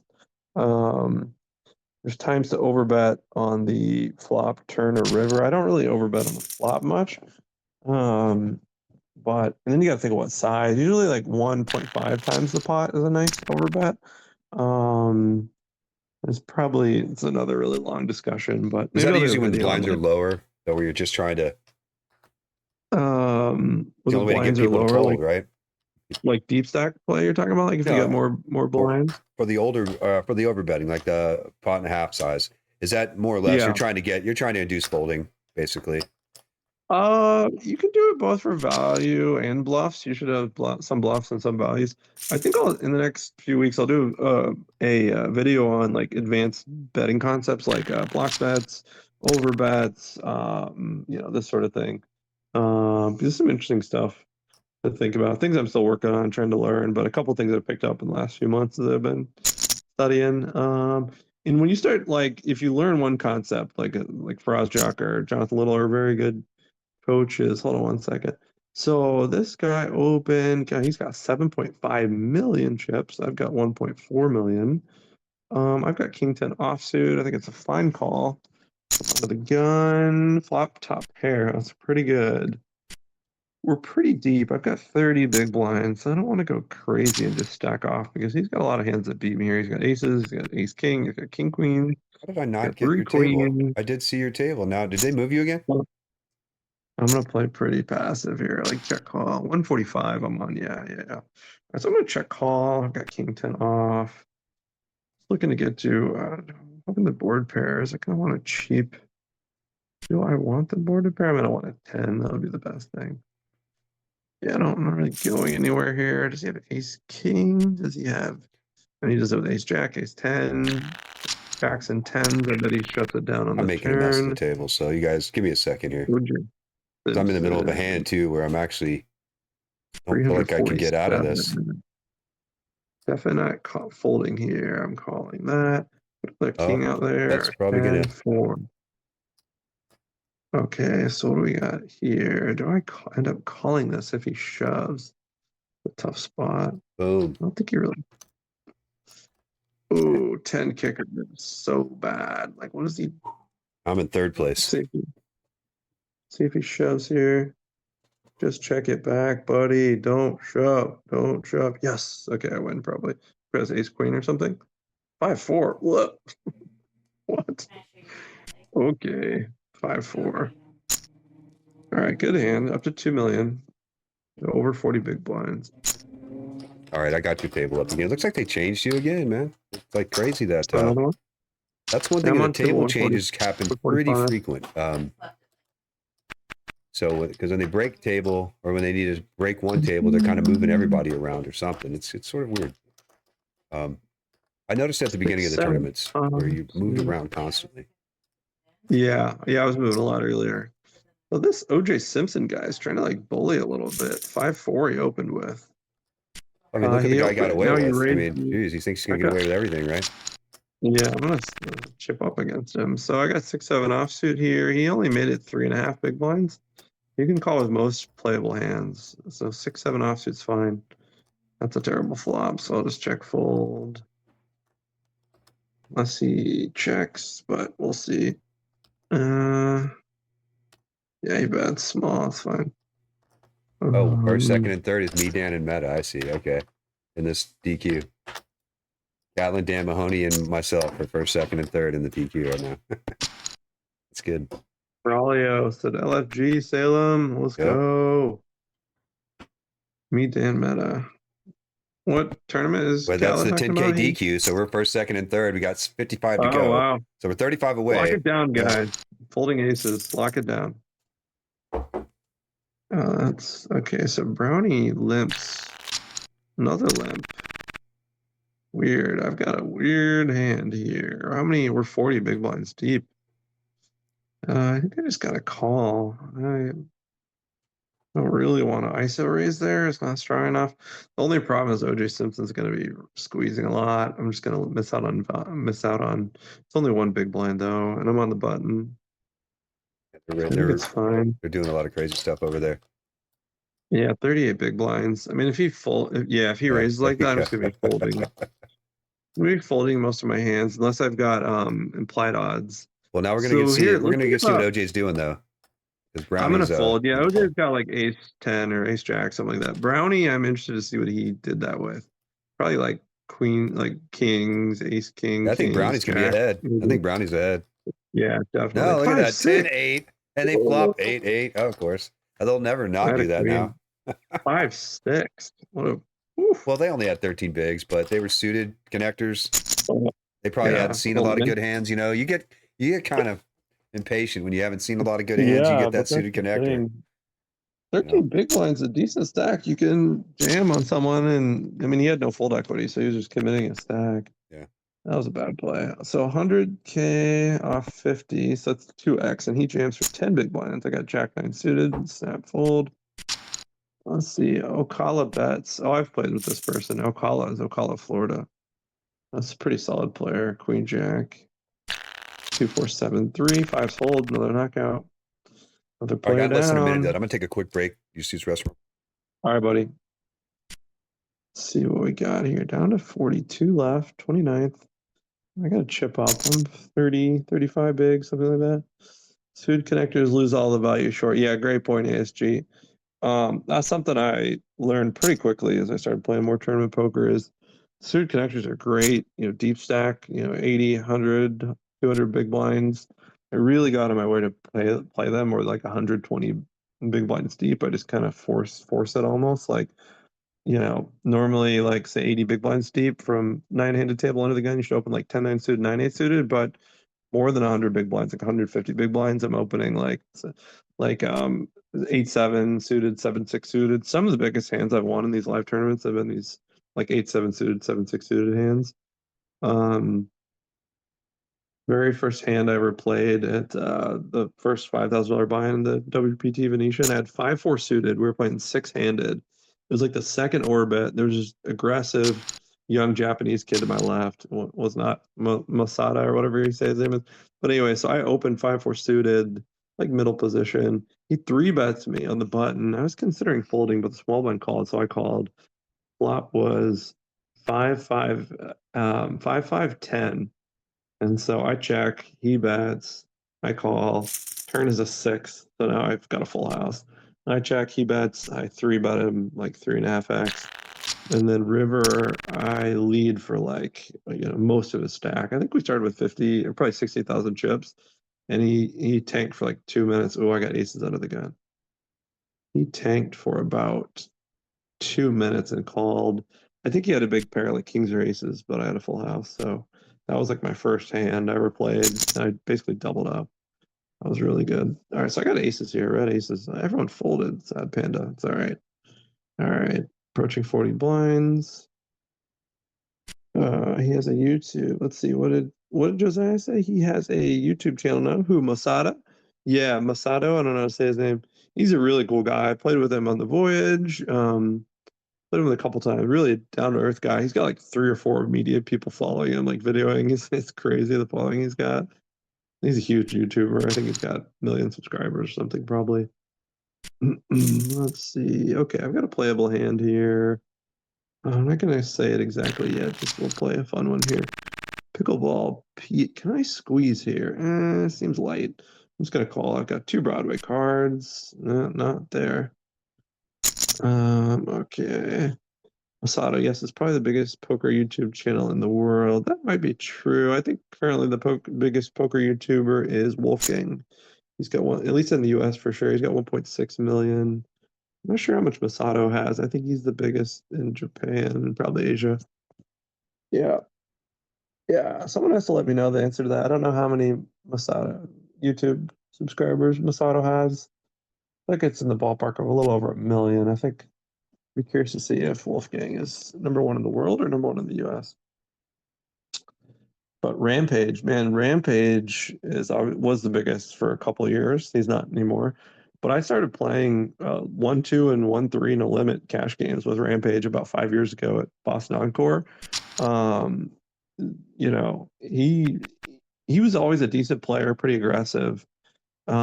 His game really developed throughout the years as he got more reps and more experience.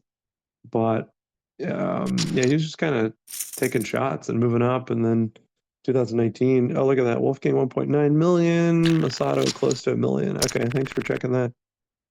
Interesting. Masato's, I think, the #1 in Asia. He's got a huge following. Oh, Rampage is only 336K. Interesting. Yeah, well, Rampage kind of got out of it last few years. Kind of not gave up, but like stopped caring, I think, the last couple of years. Ta-da. Ta-da. Ta-da. All right, what do we got? So we are 27th of 41. I'm shooting for a final table at least here. I want to make the top 10. I gotta really chip up here. Just play solid. Spots will come. It's not great to have big stack directly to your left. You know, they say most in tournaments, they kind of say, you know, chips flow to your left in tournaments. I was on the $5 million free roll final table and I had that big stack 2 to my left. And I was just handcuffed. He was just going, or 2 or 3 to my left. He was going crazy. So it's tough when you have big stack to your left and they're playing aggressive. So how should you play? You got to tighten up, right? You can't keep opening some of these looser hands, like speculative hands. You got to really tighten up. Realize they're playing loose, so you can have wider re-raising ranges against them. So if they 3-bet, you can 4-bet them lighter. Something like ace queen off might be a good 4-bet hand because you're probably going to be ahead of their 3-betting range. So just small adjustments like that. Overall, tighten up pre-flop, and then think about playing back at them a little bit more. Yeah, anytime there's like a big stack bully, you can fight back against them by number 1, tightening up, and number 2, understanding their ranges are super wide. So that allows you to 3-bet a little wider. Like hands like ace jack off are really ahead of their hands. Let's see. Doo-doo-doo. Welcome back, Meta. Everything go well? Oh yeah. Right. Yeah, I hope so. I mean, I'm 52, you know, so anytime you step away, 52. you know, Thought go to you the were bathroom, 42. anything could happen, I guess. You thought I was 42. No, I look 42. It's true. You act 22. I have nothing to say to that. The only thing I could say wouldn't be appropriate for this type of TV. So you missed a little chat about we were talking about who's the biggest YouTuber. Looks like Masato, the Japanese guy's got close to 1 million. Wolfgang's got over 1.6 million. Yeah. That's pretty crazy. Yeah.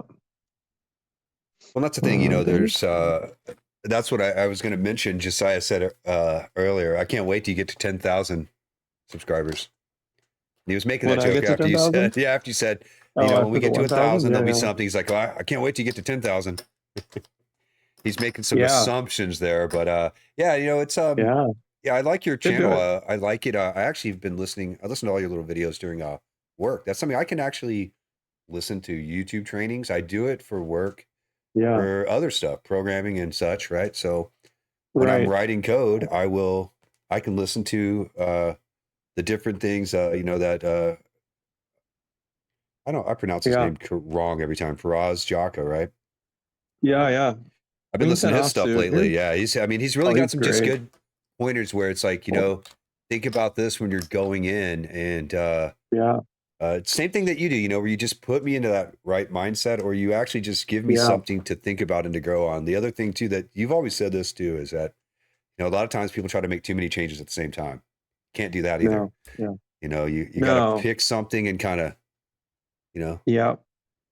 Yeah, pick little parts of your game. You know, you start playing more turn, you realize like, okay, I can strengthen up on this one leak. You know, and you'll start feeling your leaks, like where you start paying attention, like where am I losing pots often? What am I doing wrong? Mhm. And then just watch a video on it, right? So one thing in the last couple weeks I realized I was doing wrong as I was playing on ClubWPT and Gold. Let's say I open a hand like Ace 5 suited, which is a fine hand open from any position. Let's say I open it with 10 to 20 big blinds. And then someone from like the cutoff or the button shoves all in for say 20 big blinds. Should you be calling that? I was calling for like 12 big blinds, 15 big blinds, 18 big blinds. But if you look at the math, the numbers, and like what range they have, you should really only be calling probably up to like maybe 10, 11 big blinds is probably the pot odds call, because the hands they're shoving with, you're behind with ace 5 suited. You're behind. I always kept seeing like ace queen minimum, or ace jack, ace queen, ace king. And then I lost like 9 or 10 in a row. I'm just like, what am I doing? You know, it's like, so that was a big leak. So that's interesting. let's see. Okay, so here's a hand that's close to an open. Gosh, I really sad panda 98765 position 5 is just really weak. It's close. If I was shorter stacked, I think it's better open, but 30 big blinds, king jack offsuit. It's close. It's also the guy to my left is just being a maniac. It's like break even play. Yeah, I would say the Just cutoff. fold I it. mean, that's sort of a different play. That's what I was talking to a friend of mine who he plays every now and then at my home games. And he's like, "Oh man, Yeah. I never do well." And it's because he's a very new player, and it's like he, has a pair or he flops a pair, and it doesn't matter what pair, kickers, doesn't see flushes, very amateur. And I was trying to point out some of these things, or just, even when he was like, "Oh, that makes sense." And then when I started talking about the positions, like you would do this in this spot, but not over there. Yeah. He's like, well, that doesn't make sense. And it's like, it should be just as good over there. I'm like, no, because you have all this other. It was like interesting to even myself to tell someone about because I think Sure. these things, but I don't ever talk about it really, those basic things. Yeah. But Sure. it seems so obvious now. Yeah, you can't under the gun necessarily do the same thing with as other positions, right? And Right. and then Banana said, go ahead. Go ahead. No, you go ahead. No, this is much less important. Keep going. That's a really important. What were you saying? Sorry to interrupt you. Well, the other spot because a lot of times people ask us questions on streams. They're like, "Hey, what would you do in this spot?" Yep. There's so many factors that are missing at that point, when they say that, because really there's a big part of it, which is the people at the table. The first part of it 100%. is you got to really start identifying, flagging people as certain types. And you may not know all the different types, but you put them in zones. And if you don't do that, then you're just playing your standard game. That's probably going to be, it's just not going to work well. Right. So whenever someone says, "Hey, what would you do in this spot?" I'm like, well, what did that person do for the last hour? Right. Exactly. Yeah. In a vacuum, you can't say. You need to know the whole story. It's hard. And then like at different levels, right? Club WPT Freeroll versus the Prime 1100 versus the 5000 main event. You start seeing different patterns too. The players like start getting into patterns of different play. And so it completely changes like how you kind of react.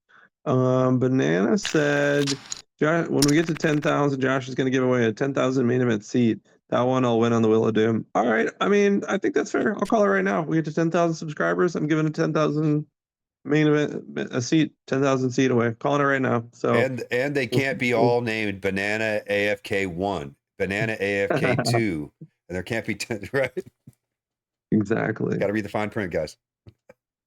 Oh, but no, that's that's a good goal, and that'd be a cool goal. I like watching the YouTubes. I like watching. I can easily do it. So one thing Brad and I talked about, Meta, I don't think I've talked to you about this yet, and I'd be interested to see what other people say want to join too. But I'm going to start doing hand review for tournament series. If anyone's ever seen Crush Live Poker with Bart Hansen, what he does for cash games, I want to do that for tournaments, and it's specifically going to do it about live tournaments.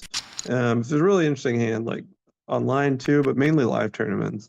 And so people will have an interesting hand, a big spot. Okay, there's 40 left. We got into this 3-bet all in or check raise, and it's like, and then they call in. We'll have the hand ahead of time and think about how to break down and talk about strategy, things to think about.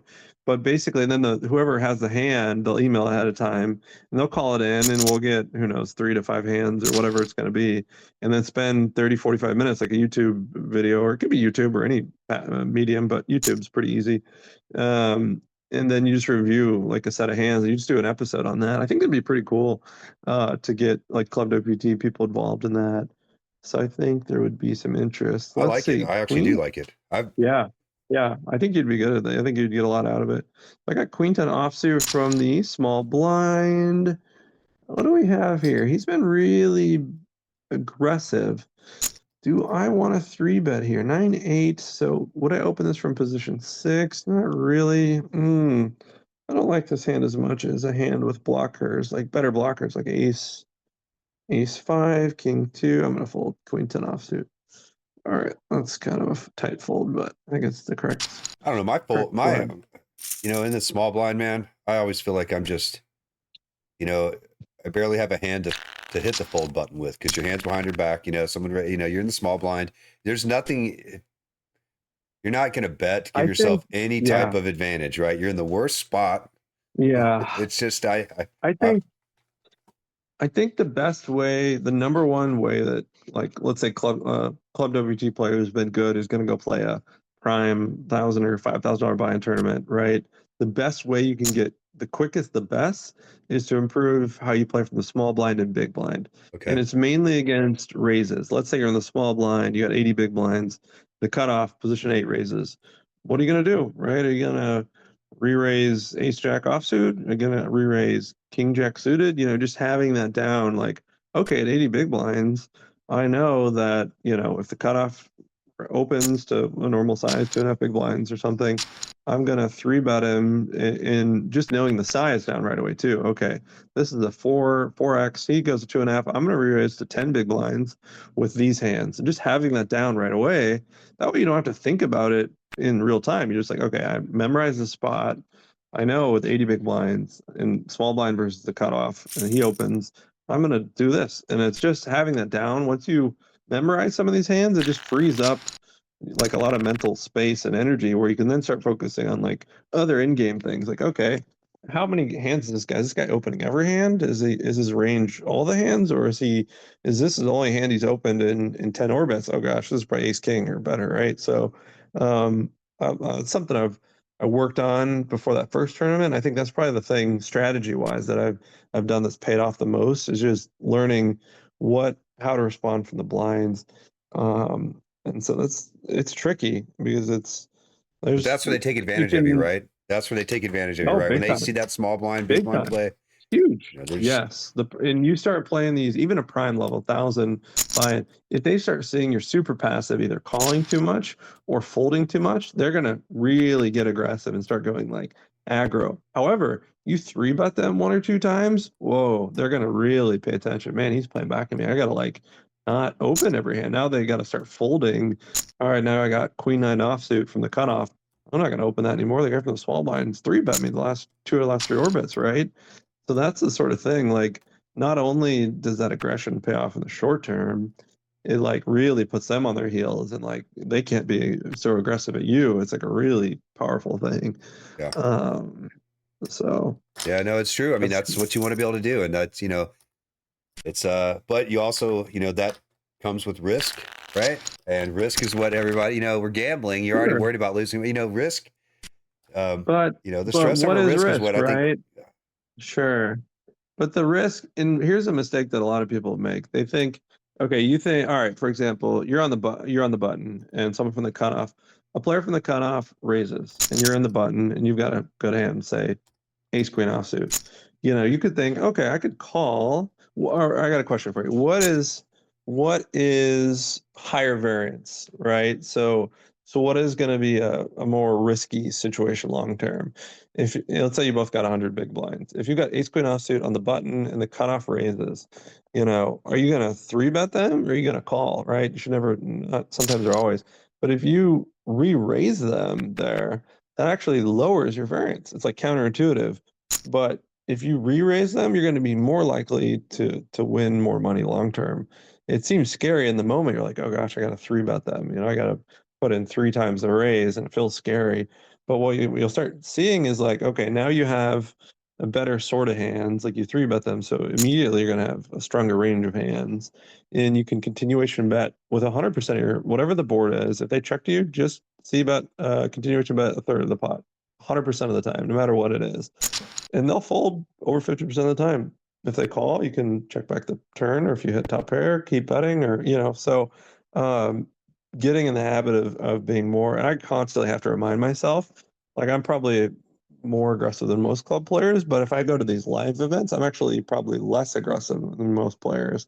And I constantly have to tell myself to ramp up the aggression, because that's how you play better poker, is aggression, right? Otherwise, you're sitting back waiting for it to happen, right? And you're sitting back waiting for it to happen, because to run deep in a tournament, you got to accumulate a lot of chips. And you're not going to do that just by hitting good hands. You're going to do that by being aggressive, forcing it a little bit, putting the pressure on, getting them to fold when you continuation bet. That's how you accumulate chips.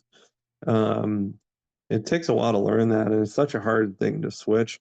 But when you switch it, it feels uncomfortable. It's always you have to like straddle that line of being uncomfortable, and that's when you start really growing and becoming better and making deeper runs and accumulating more chips. Yeah. It's hard to do, but you gotta if you want to get better, you have to push yourself to be more aggressive. Because for sure, club players are not aggressive enough compared You're to not going to get most enough live spots players. to do it, right? When you get the spot to do it, you No, got to go, okay, this is where I need no, to do it, because that's also going to, yeah, that sets up how the table looks at you too. And sure, you know, 100%. so I get Yeah, that. And I've been trying to, actually my 'cause bluffing, if that you was one look, thing I worked on last month, was just yeah, bluffing more, because I don't bluff sure, enough. yep, And it's yeah, been successful, actually. It's kind of interesting. sure, absolutely, yeah, yeah, yeah. There's a lot of spots you can bluff that just make sense. You almost never want a total bluff, like if No. you got no Oh, I equity, no almost never draw, do but it. I almost never do it though. And yeah. that's bad. Semi bluffs are great. And then if you're out of position in the blind, like leading turns, right? If there's 10, 8, 6 flop and check, they bet. Let me see something here. I got 7, 6 offsuit on the button. This is close. What do my stats say? I want to go against my image. Yeah, it's close. I'm going to fold this one. I'll fold this time. We'll bet it the next time. But for example, like there's some really good spots. I'm trying to learn, like, let's say you're a big blind and someone raises middle position, you call, there's like a 10, 8, 5 flop, and you've got 8, 9 or queen jack, for example. And you've got to draw a pair or a gut shot. You check, they bet, you call. And the turn is like a 10, 8, 5. The turn is like a 6, 7, 6 or 7, a really good example. 6, 7, 4. Any of those hands that make like a straight or 3 to the or forward card to the straight, and it favors queen jack offsuit. This is a raise, 132,000. Any of those hands that favor your range, you can lead out for like half to 2/3 pot, and they're going to fold most hands. Like, are you going to call with ace queen offsuit if you got no pair there on that board? They could easily have a straight already. That's Yeah. a nice little bluff. Um, Yep. Queen jack offsuit, ace 7, 3. I've got no club. A really miserable hand. 3 ways against the chip leader. Yeah, that's a tough spot. 3-handed 2. Someone's got something probably, Jay Simpson, he's got probably unlimited range there on the button. There's a call. Could have some 7s. But I like all right, save some money. So what does the 462 guy have? He's got ace. He's got combo draws like 6-5 of clubs, something like that. Straight in a flush draw. I think you have 2 pair maybe, or a set even, like sets of 7s and 3s. A lot of flush draws. He's just betting. And I think Snow Rider also realized that the guy on the button has a super wide range. This guy's just going crazy. So he's probably fighting back a little bit. So he might have some weaker hands. Wow. So what is 2 pair versus set? Oh, wow. Oof. Cooler City. Jeez. And then that's scary too. So OJ Simpson's been playing crazy aggro aggressive. And then when you make a big hand, when you're playing crazy like that, Yeah. you get paid off, right? Yep. He just got a huge payoff. Now he's 29 up big blinds. He's got to be the chip lead, right? He's the chip leader now. He's got 10x my stack. That's crazy. Yeah. All right, I've got 9-8-8 versus 5. I got Kingpin offsuit. The fold, I would have opened it from that position, but Ocala's pretty wide too. Ocala's a really solid player. The guy that just raised. All right, so we're down to 28 or 36 left. 28. I'm 28th of 36. So let's see. Medi's talking about don't mention ace jack. Ace jack pre-flop. We're talking with Josh Marin, Dan Mahoney. He hates ace jack. He has gotten his ace jack crushed and beaten with ace jack against like aces and like some really crazy hands. Yeah, I try not to. 5-4 suited. I try not to get locked into a hand. I feel like I've read a couple of, and I've listened to a couple of. I don't remember which guys it was. There was a couple of pros, and I was listening, and they were just, because someone asked them, what's your hand that you hate? Sure. And they try not to get locked into one, because there's so much other than just the 2 cards. So it's never really just about these 2 cards. So the hate on a hand, I don't know if that's a good mental place to be in, you know. But I don't really hate on any hand. They're all equally. I've lost with all of them. I've won with all of them. Doyle Right. won 2 main events with 10 too, right? So Back to back, right? It was like back to back back to weirdness too, back. right? That But Yoda said small blind and big blind are the hardest positions to play for sure. That is where I have the most work on, and I would say that's true for most players. That's a good thing to realize. That's naturally you're going to lose money from the small blind and big blind, but it's minimizing the how much money you're going to lose from there, how many chips you're going to lose from that. I'm going to do a couple videos, like bite size. I don't know exactly. I haven't figured it out yet. Maybe like 20-minute videos that are focused on these positions, like let's say small blind versus an open raise from say 60 to 100 big blinds. How should you play? And we'll go through it, break it down, some things to think about. That was just like a quick little strategy video, bite size. You can just look it up, and they'll be kind of categorized, like, okay, hands to play out, strategy from the small blind, and that way there'll be little categories. And so just something easy to go to if you want to review something quick. And I want to make stuff geared towards club WPT players, right? I mean, there's all sorts of stuff out there, and this is obviously all going to be free stuff. Like Faraz has got a lot of this stuff, but you got to pay for it, and it's different. A lot of his stuff is on like a high level, even like small blind or big blind play. Some of it's like way too high above my level. It's like too advanced. I just want like, you want simple stuff. How can you think at the poker table? Poker is like a really complex game, and you're taking so many variables. It's like, what can I remember? What can I implement? How can I play at the table? I just want simple stuff. Anytime I'm teaching something like at work or poker, I like how can I make this like on a third grader level? Someone that's just going to remember this. Because that's how I remember things. That's how I learn things. I just want it to be so simple that I don't forget it, right? I can just implement it, right? Yeah. You don't want some advanced, if you got a chart, I don't need to know what ace 5 off is versus ace 8 off is. Just like tell me like what I should be doing with the offsuit ace hands, right? Or, just for example. But let's see, ace jack. Yeah, ace jack is a tough hand. Da-da-da. Medi says, I've been working on small blind and big blind play. I have a system that have been working for me. 3-bet with 100 big blinds. Yeah, it's a good strategy. Most people are not aggressive enough. Because the 100, they kind of sit back, right? And then here's the thing: you got 100 big blinds. Something I've noticed when I play club, because I have it set, or club gold, because I have it set to the big blinds, right? I see every time the big blinds change. Yep. Where it shifts down, and you kind of go, okay, yeah, I have 100 big blinds, great. But that's not going to mean nothing in about 6 minutes, because it's going to go down, and you got to keep that. You got to keep going to keep at that 100 to 150, big blind level. Pulled an ace 9 offsuit here. This tournament, I would say, is pretty reasonable. It's not like a super turbo. I feel like I'm fast, but I feel like I've gotten a lot of play out of this. Yeah, how many? Tournament. What are the blind levels? Are they? I don't know. It might be 10 or I think it's like probably 10 minutes. Let me look. I can tell you. Okay. Blinds 10 minutes. Yeah, they're 10 minutes right now. So that's pretty good for it's a turbo, but you could get some play out of it. For online, it's well, online isn't online turbo like 6 minutes. I mean, those are super like because we do some of ours on club or 12-minute club WPT. Yeah. So it also matters like how quickly the blinds go up, right? So these blinds aren't going up that fast. 35, 70. I bet the next blind level is 40, 80. That's true. For example, it'll be the structure of it like how quickly doesn't feel as fast because they're not like doubling or tripling or where they're kind of removing blind levels.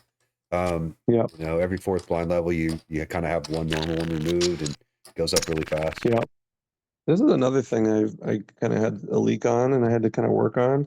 This guy from position 7 just shoved in like 22 big blinds.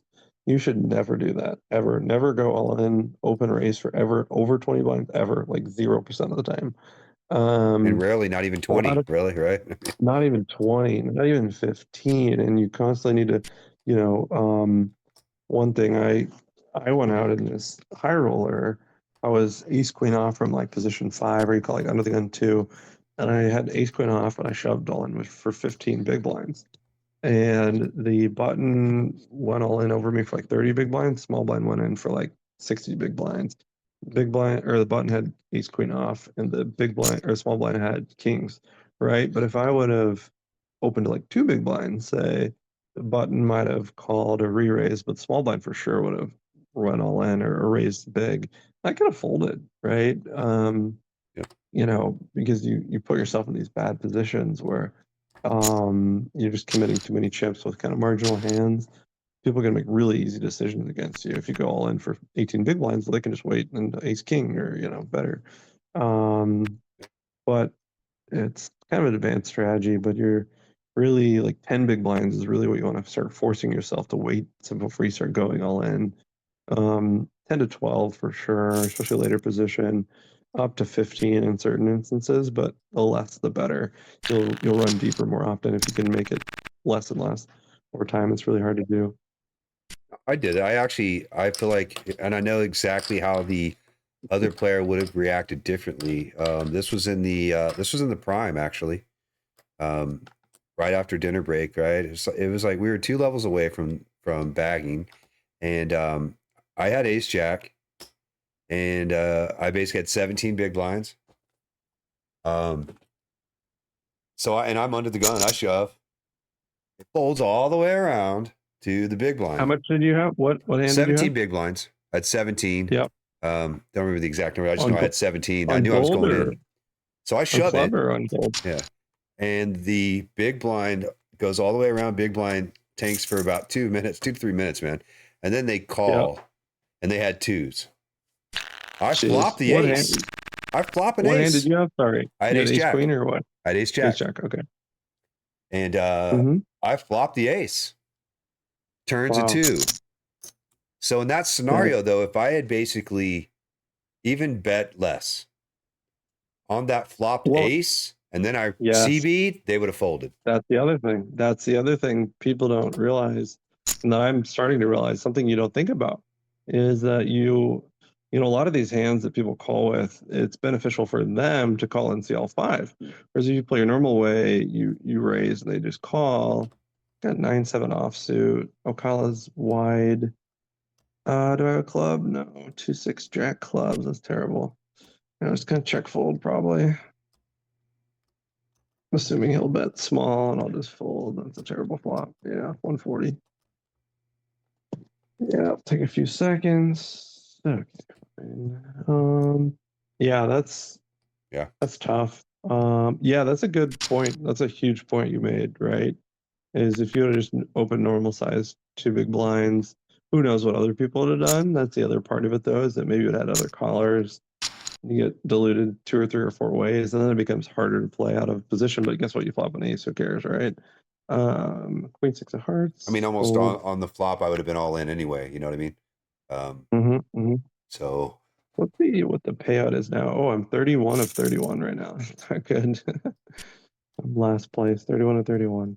How many big blinds do I have? 35, 1050, and 70. I've got 16 big blinds. You can confirm more that. people I think are it's more experienced with pre-flop play than post-flop play. Totally, banana. And you know what? I've realized that too. That's another thing that I've really tried to, 31. It's better to let people see a flop and then take advantage of the situation versus trying to do everything Sure. pre-flop.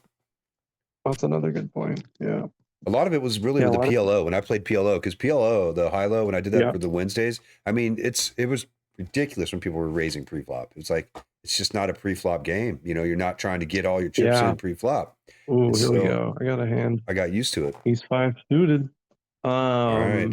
Yeah, a lot of people have the pre-flop game kind of solved, but no long how poker go. No long, poker can go on for forever, and people will be better at PLO's a donk flop fest than others. Yeah, she says. Fest. Look at this guy, 240. Yeah, what did he say? 270. Yeah, he said PLO's a donk fest. It was PLO high-low. I would like to put on that disclaimer there. PLO high-low. So ooh. Nines. See, here's a perfect example. Nines just shoved 24 big blinds or something in. Like, why would you ever do that with nines? You can get called king, queen, king, jack, jack 10 just called you and beat you. The only hands that call you, like king, jack is never calling you there with nines, or pocket eights probably aren't even calling, right? You're only getting called by better hands. Oh, here's a close spot. Ace 4 offsuit. So this is where I have my setting hands have helped. Normally in the old days, I'd kind of just shove this in, but it's lighting money on fire. So I've got 350. I got 16 big blinds. Is that right? 15, 350. Yeah, something like that. That is true. 15. Yeah, that's a fold for sure. But I used to play a lot. That's what I used to do, the Wednesday streams. for like a year and a half, and it was all PLO high-low. That's I mean, I really like that game. It's one of my favorites now, man. I might ladder here. There's 29 left. I'm 28th of 29. I've been 31 of 31. Now I'm 28 of 29.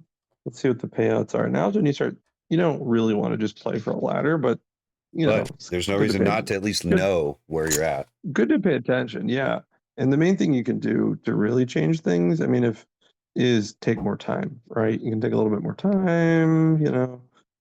So I'm 20th of 29. If I had like an all-in spot, I would wait a little bit longer. This is one of those places too where we could talk about that. It's another thing, another story for another day about leaving a chip behind. But for example, right now there's payout is 19th to 27th is 468, but 28th to 36 is 382. So we got like a $86 ladder if I can survive to 27th. I'm not playing for survival for another spot, but it's just a good thing to think about at least to pay attention to. Let's see. So we got position 5 coming up. And now, like, when there's dead time like this in between hands, start thinking about what you're going to do on the next hand, right? So next hand is position 5. What hands am I going to raise? I've got 15 big blinds. Ooh, ace jack suited. That is nutty. Do I want to jam or do I want to min raise? I want to min raise. Min raise, and I think I'm probably just going to call ace jack suited. I'm just going to go with it. Don't call anybody that jams. Yeah, I think so. Almost certainly 14 blinds. Likely going to get, yeah, who knows? Get some action from mouth breather at a minimum. Pickled Pete, Pickleball Pete's. He's short. He's got a lot of he could put some pressure on, but I got a good hand. Ace jack suited is just a call. This is where so I'll call it back. It's gonna try and do some weird stuff. Mouth breather, gonna look for a squeeze spot all in or a squeeze 3-bet? Nope, dang it. Okay, ace jack diamonds. Ooh, baby. Look at that. Pretty. 2-to-1 stack to pot ratio. Don't want to seem too excited, but go third pot. 3 ways. So when you start getting multi-way, 3 and 4 ways, you can really bet smaller. You really never want to bet full pot. You can go half pot maximum here, but I'm just, like a pig in shit here. 154, 378. Now what do? I think I just get it in, and but he's got a 10 there a lot. Do I want to call in or just call? I think the better play is just to call, but I'm just gonna put some pressure on him. Like the pros there would just call and just keep playing because you're never folding. But I'm just gonna commit and put the pressure back on him. Yeah. Take down a big pot if he folds. If he calls, guess what? I'm ahead. You're putting your tournament life at risk too, and if you just call and you miss the flop or miss the turn river, you brick out and he puts the pressure on you.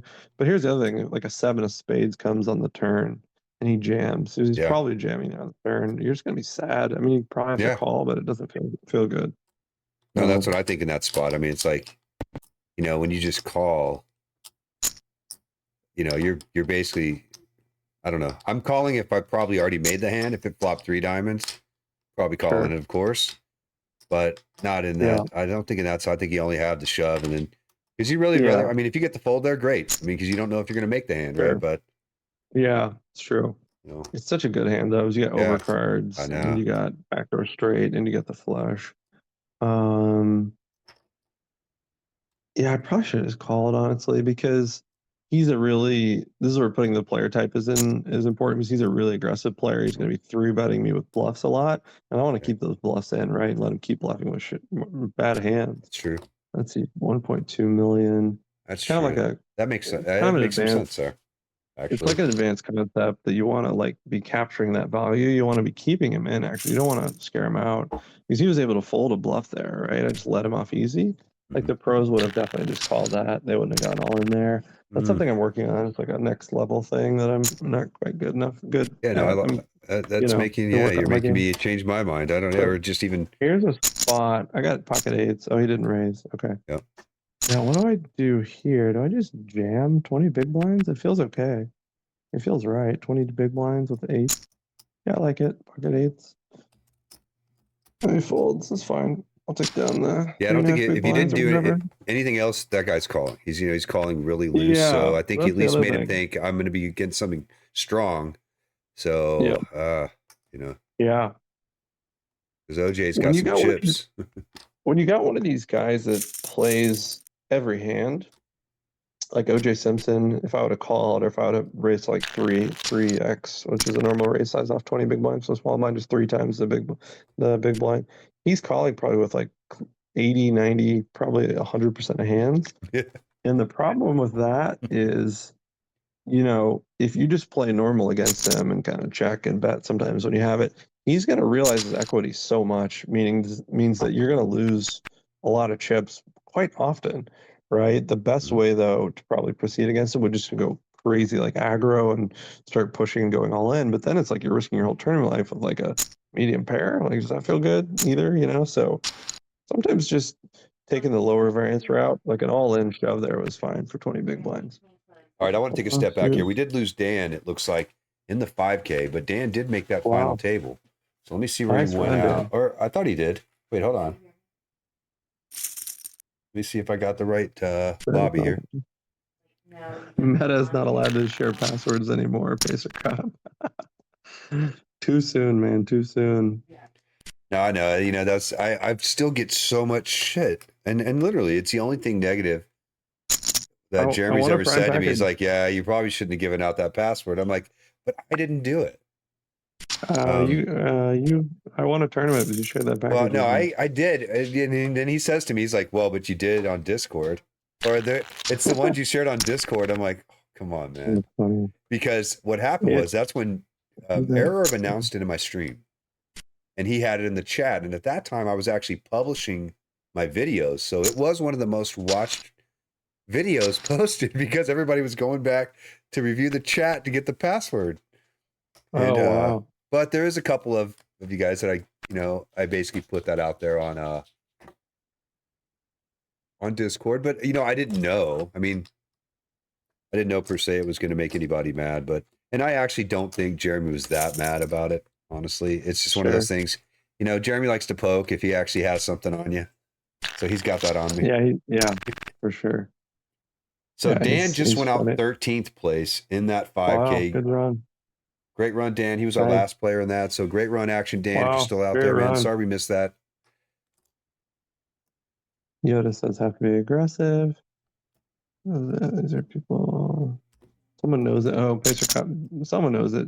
ASG has no idea what I'm talking about. There are people starting to register. What tournament are you talking about, Pacer Cup? There's a free roll when? Let me see what he said. There is a free roll at 11 p.m. Gold Rush free roll. No, I think this is the free roll, Pacer Cup. Everyone, is it password protected or is it everyone gets in? They appreciate that, Banana. Always bringing up the past. Trying to... Pulling out the skeletons. Right, we got ace-5 suited here. So what do we want to do? I kind of almost want to make it a little bit bigger to disincentivize Ocala bets from being able to play. When you make it a little bit bigger raise, let's say you go to 2.2 or 3.0, people can't play as many crappy offsuited hands, and therefore they're not going to bet back at you. Oh man, 720. So here's a spot. This is kind of what I was getting into earlier. Got ace-5 suited. I got 20 big blinds. It's tough against him. I don't even know which one he's talking about, so I'm going to try to look at it here, but you go ahead. Such a close call, close play, but I'm just going to wait for a better spot. Probably ladder a little bit. I still got 20 big blinds.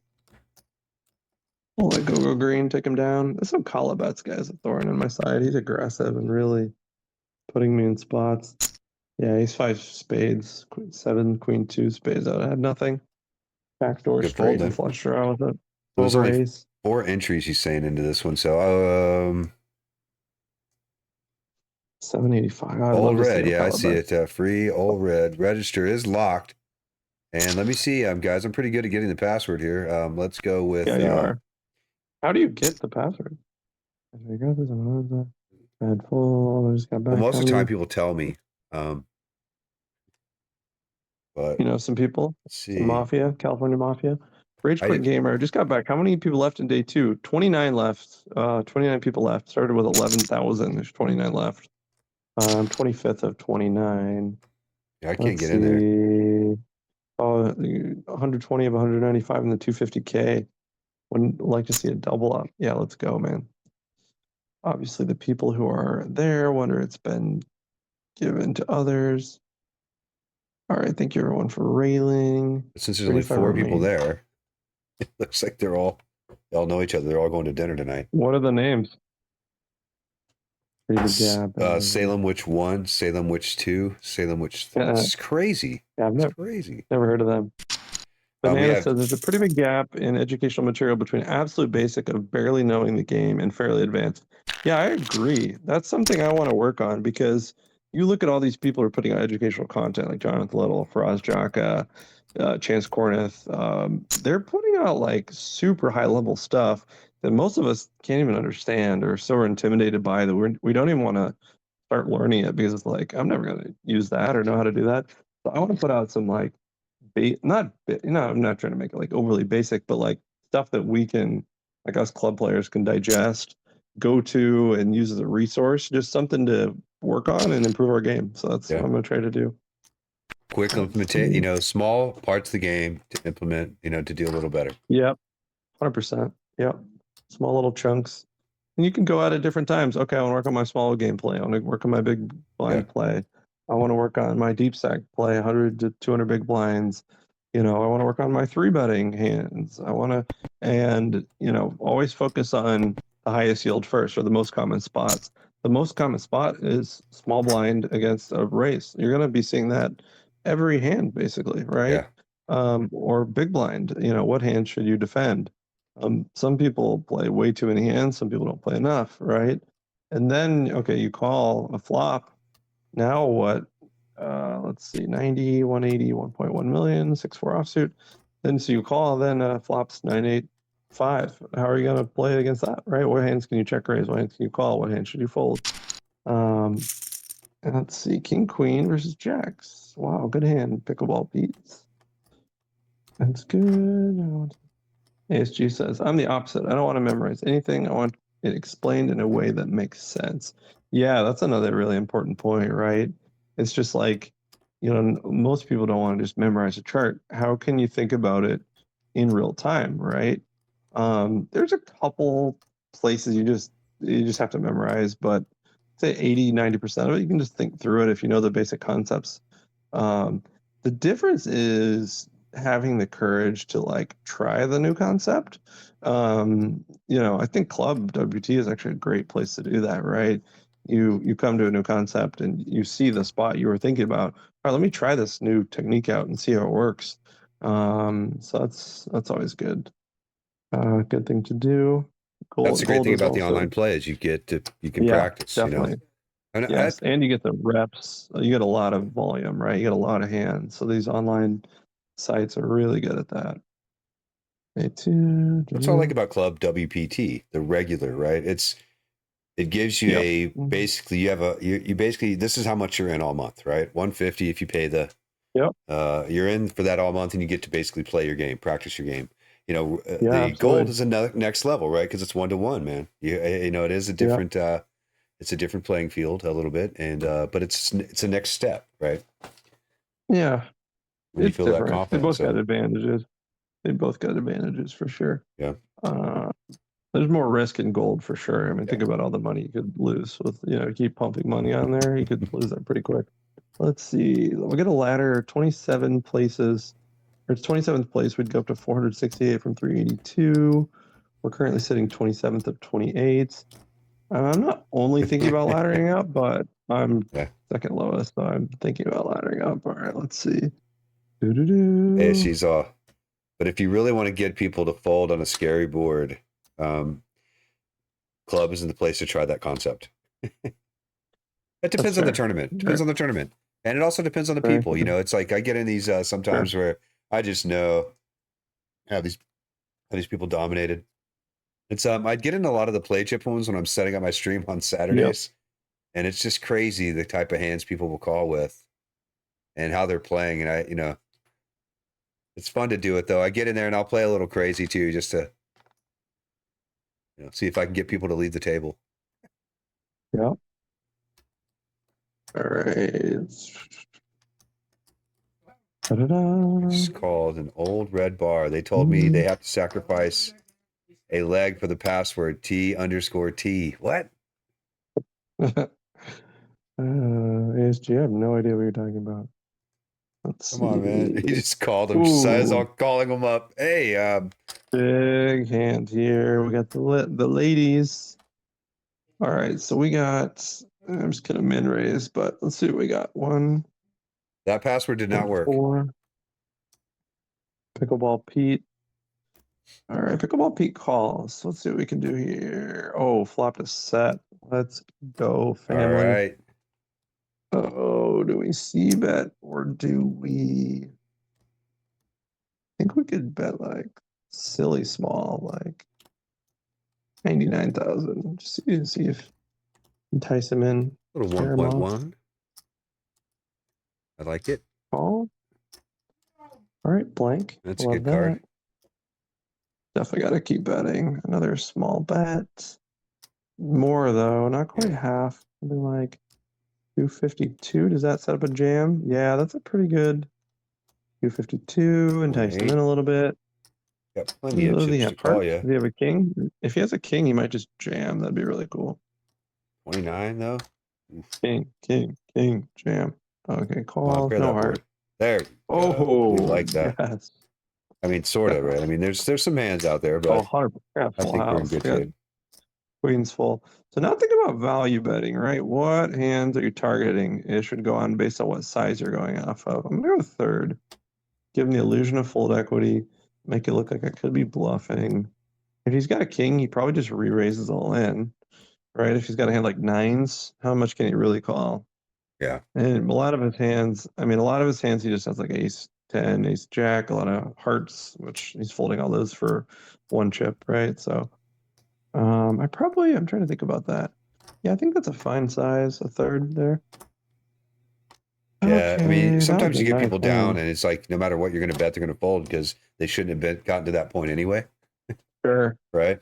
Yeah, that's a tough. That's like kind of a next level with like when you're value betting, right? So I had the best hand there, right? I had 3 queens and 2 kings. And if you got 4 kings or king 6, like full house, whatever, I'm taking all my chips.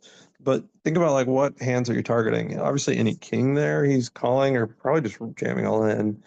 And then I could probably target some pairs like jacks, tens, nines, eights might call.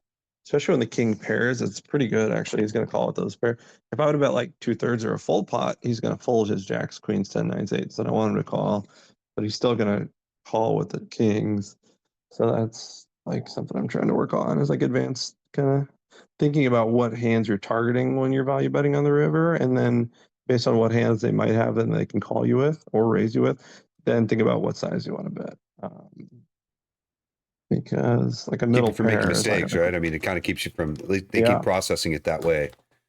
yeah.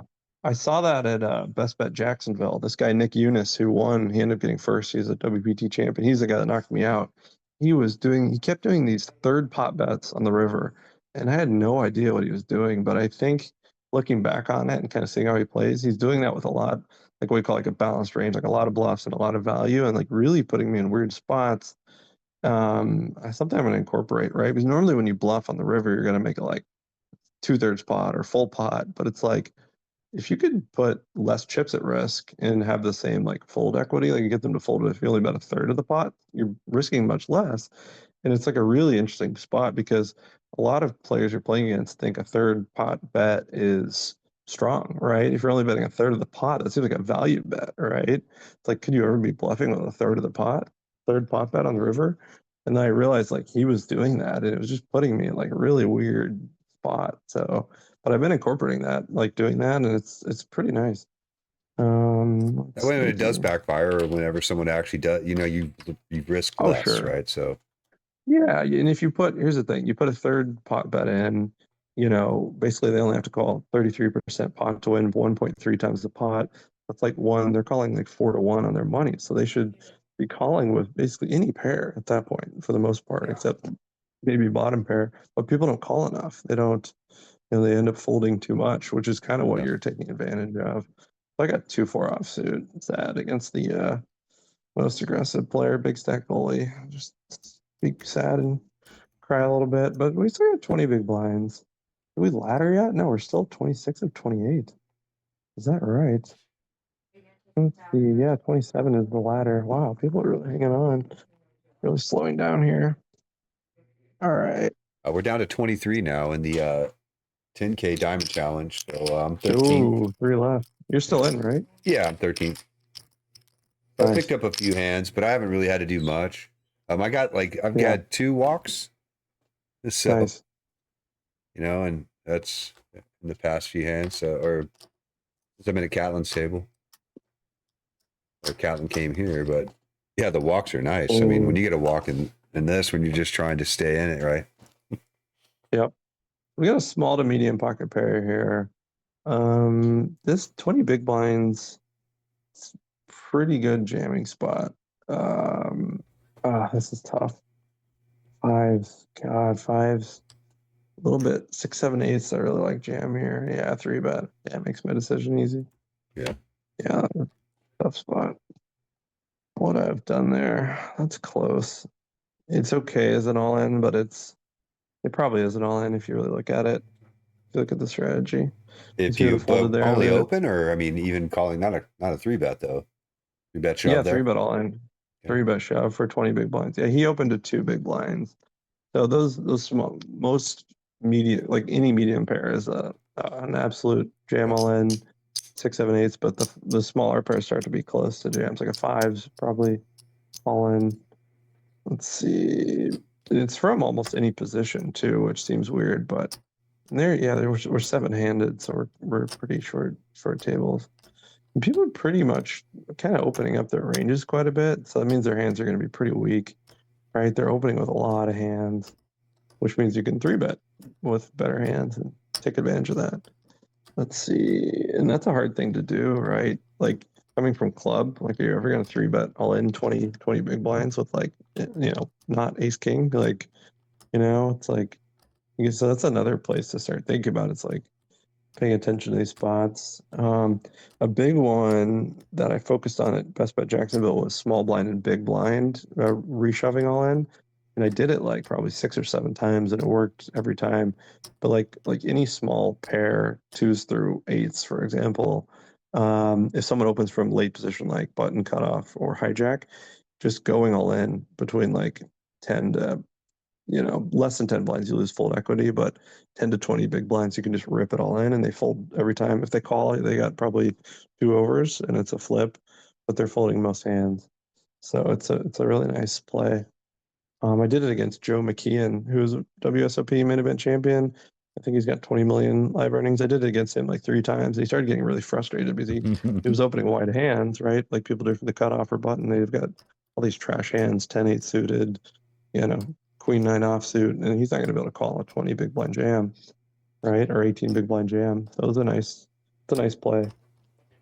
Catlin just shoved all in on the short stack here at the table. It's funny because we have a sitter who's been sitting out, and this guy had more chips than I did at the beginning. He was like twice the chips, TSIL22, and he's basically about the blind, or he's actually now has less chips than I have.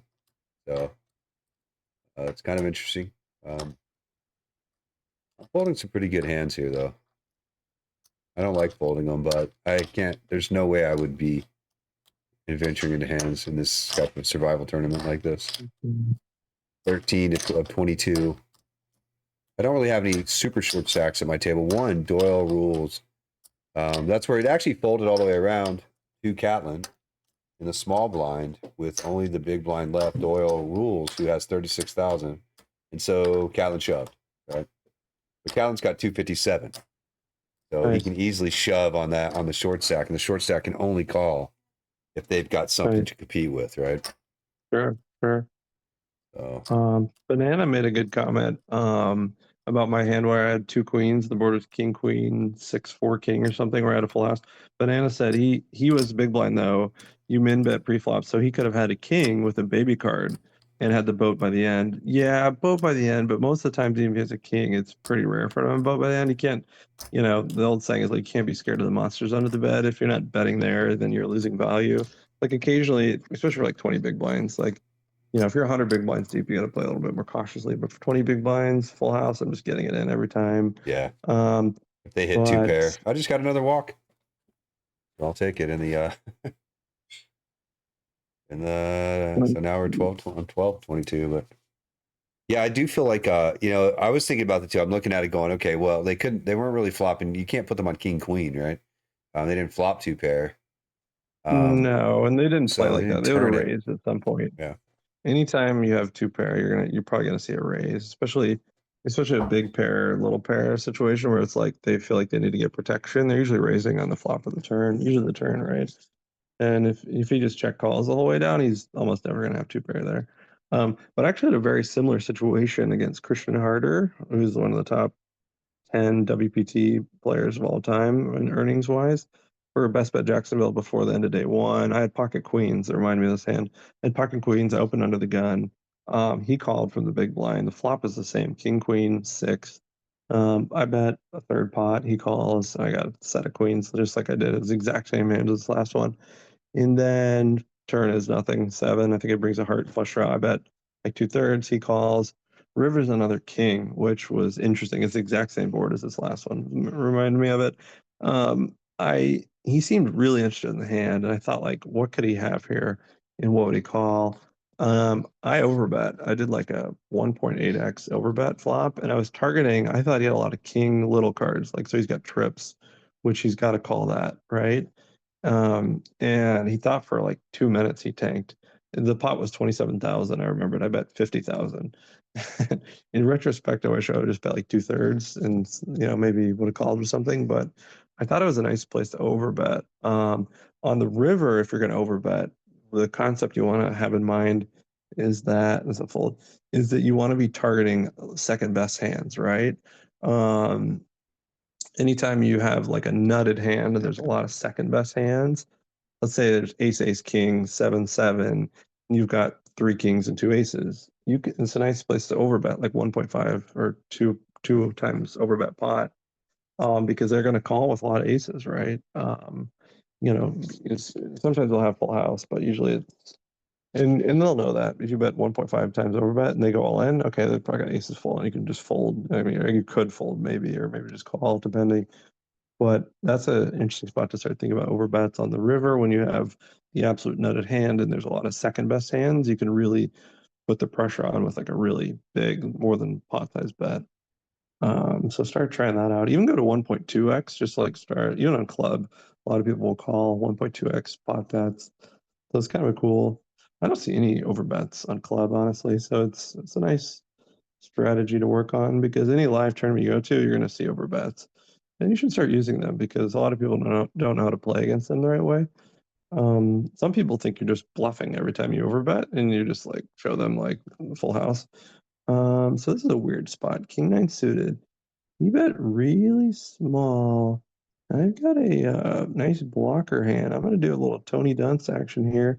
What size do I want to do it? 2.7? What's that? 690? I got to go like 630? Can I go 630? That seems like a lot. 600? What's that? 460? 140? I'm going to go 600. Nice suited. It's like a little bit of a bluff. It's got post flop playability. I've got a blocker. If he jams, I'll just probably fold. Yeah, that sucks. What are you gonna do though? He's got a super wide range from the button. You still gotta find some bluffs. Even like 15 to 20 big blinds deep, you still have to find some bluffs. Now do I call? King 9 suited. How much did I start with? 1.7? 17 big blinds? Oh, that feels close. So we're 1.3, 1.4. I just fold, pick a better spot. Still got 11 big blinds. And you're on the Basically, button, right? And the button's coming. So, one of the things, do you feel like you get enough time on gold? I don't know. The big difference in the Yeah, it's time clocks, man. pretty quick. Huge. Pretty quick, right? Yeah. 15%. You get 90 seconds that you can use throughout the tournament, right? Through on club. On Yeah. gold, it's like, I think the best is maybe you get 30, you only get, 20 after that or something, or I don't know. Yeah. Or it's 10, right? It's 20 seconds, 10 to 15 seconds to start. Then, so I don't know. I feel like it needs a little more time. Yeah, for sure. ASG says most people I see online only overbet when they have it, especially all in. Once you're live, they overbet bluff a lot. Yeah, yeah. You got to have. It's super complex to start thinking about like balancing your range, like having some bluffs and. But if you start thinking like, can I overbet here? Just ask yourself that on the turn of the river. You'll start finding some spots. Yeah. 8-7 yeah. offsuit, fold. That's sad. I need to get a hand here. Let's get an ace king offsuit next hand. Da-da-da. We have They a rack, 90s though. in the 50K. 15K. One of the biggest hands of the $5 million free roll, which allowed me to get like up to the next level, was I had king okay. 9 offsuit from the small blind. I had like the exact same spot I was just in. I had like 15 big blinds. The guy from the button was like this model from LA. He's like semi-professional poker player. King 6 suited feels like a fold. Yeah, king 8 suited is probably a jam. King 6 suited is a fold. But he was pretty aggressive. And I was like, king 9 off. I'm like, let me just kind of bluff him here from the small blinds. I 3-bet him to like maybe 2.7 times his raise. And he folded, and I just took down the pot. It was like a nice, most people wouldn't think to do that. I think most people would either fold or, but it's a nice, once you get under like 20 big blinds, like an ace or a king usually from the small blind or big blind to a lesser extent, you can start 3-betting is like got good blockers. It's even better if you have like a suited hand because it's got a little bit better playability post flop, but Yep. mainly you're playing it for the king or the ace potential because anytime you have an ace or a king, they're not going to have all those hands in their range because they're unlikely to have an ace or a king, right? So Right. means that they're going to have a lot more junk in their range, like queen and offsuit, for example, that they got to fold. So let's see. We're down to 22, man. It's always the last 6 or 7 players, and this thing is a pain. Dan Mahoney's in first, Yeah. but we do have Bob Ryan, who's down on the bottom. Kooks, his name's Kooks, actually, I think, in the Discord. But Dan Mahoney's in first place with $500,000. Catlin in third. Oh shit. And I'm in 12th. A lot of spots there. A lot of tough players getting punch the ticket early, which is good for me because I didn't even play this one. You guys all get your tickets that way. When I get in, Yeah. I'll have a chance. Well, that's what we were trying to do. We were trying to do you a favor, And Thank you for considering my needs. Damn it, king 6 diamonds. Look at that flop, queen 9 diamonds with a straight draw too. Turn 6. I bet the river comes favorable. 10 maybe, diamond, king, anything. Blue radicals going for it. grab one movie. Putting OJ Simpson. Man, I've been battling this guy directly to my left, the big stack bully. The tough situation. Really tough. Yeah. He's just It's been tough really having him sitting spot. there, because he's. That was like it was like the club WPT or the $5 million free roll all over again. Just like so brutal having that super aggressive Daniel Geba to my two or three to my left. It was so brutal. 2 to my left. Plus not having cards, it's a bad combo. All right, so we're getting down here. We gotta find a hand to get all in. Next 2 hands. So We're not going to, we don't have the Gold Rush free roll. We won't have that password. We don't get, that one's only from, and are you talking about the one that's, it's the big this red or whatever it's called? Yeah, it's connected to a restaurant in Las Vegas, right? I think so. Yeah, I think it's the lounge for some of the, it's like a VIP lounge essentially at the WSOP is my understanding. Gotcha. Yeah, like we went when we got at the Win, how they've got the VIP lounge or whatever that some of us had access to. I think it's the same concept for the WSOP. Yeah, he's going all red. So yeah, it's a bar. It's something there that you have to be there to get the password. Now, if you can hit someone up, who is there. I have a friend who lives there, actually. We should get Bob. Bob is there. He should be going to the, but you might have to be a player to get into that thing. Look at Medi. The password word, I'm assuming it says word, is Noonie fold. No one folds. Okay, no one folds. Sick, let's try that out. That's bullshit. Anyone confirmed it works yet? No one folds? Let's get in there. I'm gonna try it out after this hand. Oh, king 7 suited. That's close I'll fold. try it. Oh, No, you know what? I fold. need to fix my camera. I gotta Let me try to some get in there. lighting here. Let's see what happens. No one fold. There we go. So where is it? 11 p.m. Let's see. No one folds. Let's see if I can find it. Oh yeah, there was a 11 little in bit 10 of minutes. What's the free roll? Oh, there it is. Free roll. Okay, all red. Register. No one folds. Buy in. Nope. that didn't work. No. No. Nope. Nope. Nope. Medi led us astray. Yep. All right, my camera's going ghosting now. I gotta fix it real quick. It's kind of funny. Mhm. Okay. Separated there. All right. Roll of the day. Got it. Got him. ASG, good read. ASG, Medi's joking. He's not even in it. no, Medi's waiting to late reg. That's what he's doing. The password is password. Try it.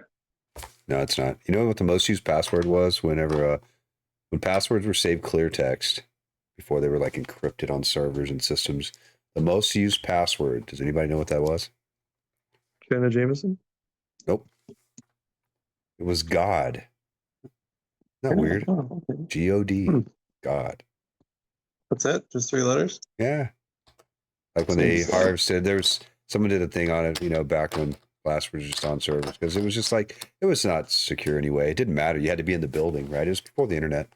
You actually had to be in the building before you could actually access someone's machine, because, it wasn't, the internet wasn't plugged into people's offices, right? Right. Mhm. The security was the door. No one could get in. Mm. And then the internet, then you bring the internet in, and all of a sudden firewalls were required. For sure. We need a double here. We're down to 900,000. 23rd of 23rd place. Ooh, full house. Is Blue Radical out? Yes, there's another one. Nice. 22 of 22. Okay, I like it. What's the ladder? I think it's Mhm. 18. Let me see. Bananas True, but sex was like one of them too. And password was actually obviously, 18. but Well, the famous we need a password list. double. All in for Boof Master. What a name. I tell you, some of the names that get away on gold is just, there's some that I've Wild, seen right? out there that are just like, really? Yeah, like Meta John. Yeah, that's the worst one. I can't believe. That's the worst one. It's funny because I've had that email address since Gmail basically started, and AOL. I had it with AOL, Meta, because when I worked with the company Meta Tools, everybody was given Meta accounts, Meta their name. Now there was already a John. There was a John Feld. This guy was an evangelist Meta for our John software. Feld? So he was Meta John. So I had to be Meta John M. Oh, That's why it's wow. Meta John M. So I like it. I The know. more you know. Do you know how many times I get the question, do you work for Meta? Do you work for Facebook? Yeah. No. Nope. I did show a logo one time. We have a logo that was called for a product called MetaStream. You can Google this. It's a 3D imaging product now owned by Viewpoint, but the MetaStream logo looks exactly almost to the T of the Meta logo. Nice.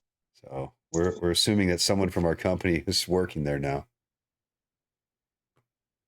Yeah, so 8 big blinds. What do we have actually? 7? No, not even 7. 6.7, Yeah, 6.6.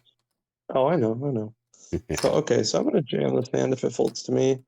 With a suited connector, you just kind of got to go with it. Hopefully you get a fold. If not, the other thing is they're gonna assume you're pretty tight, because they haven't opened a lot of hands, so they're gonna have to fold a lot. And if they call, we've got at least 35% equity against most hands.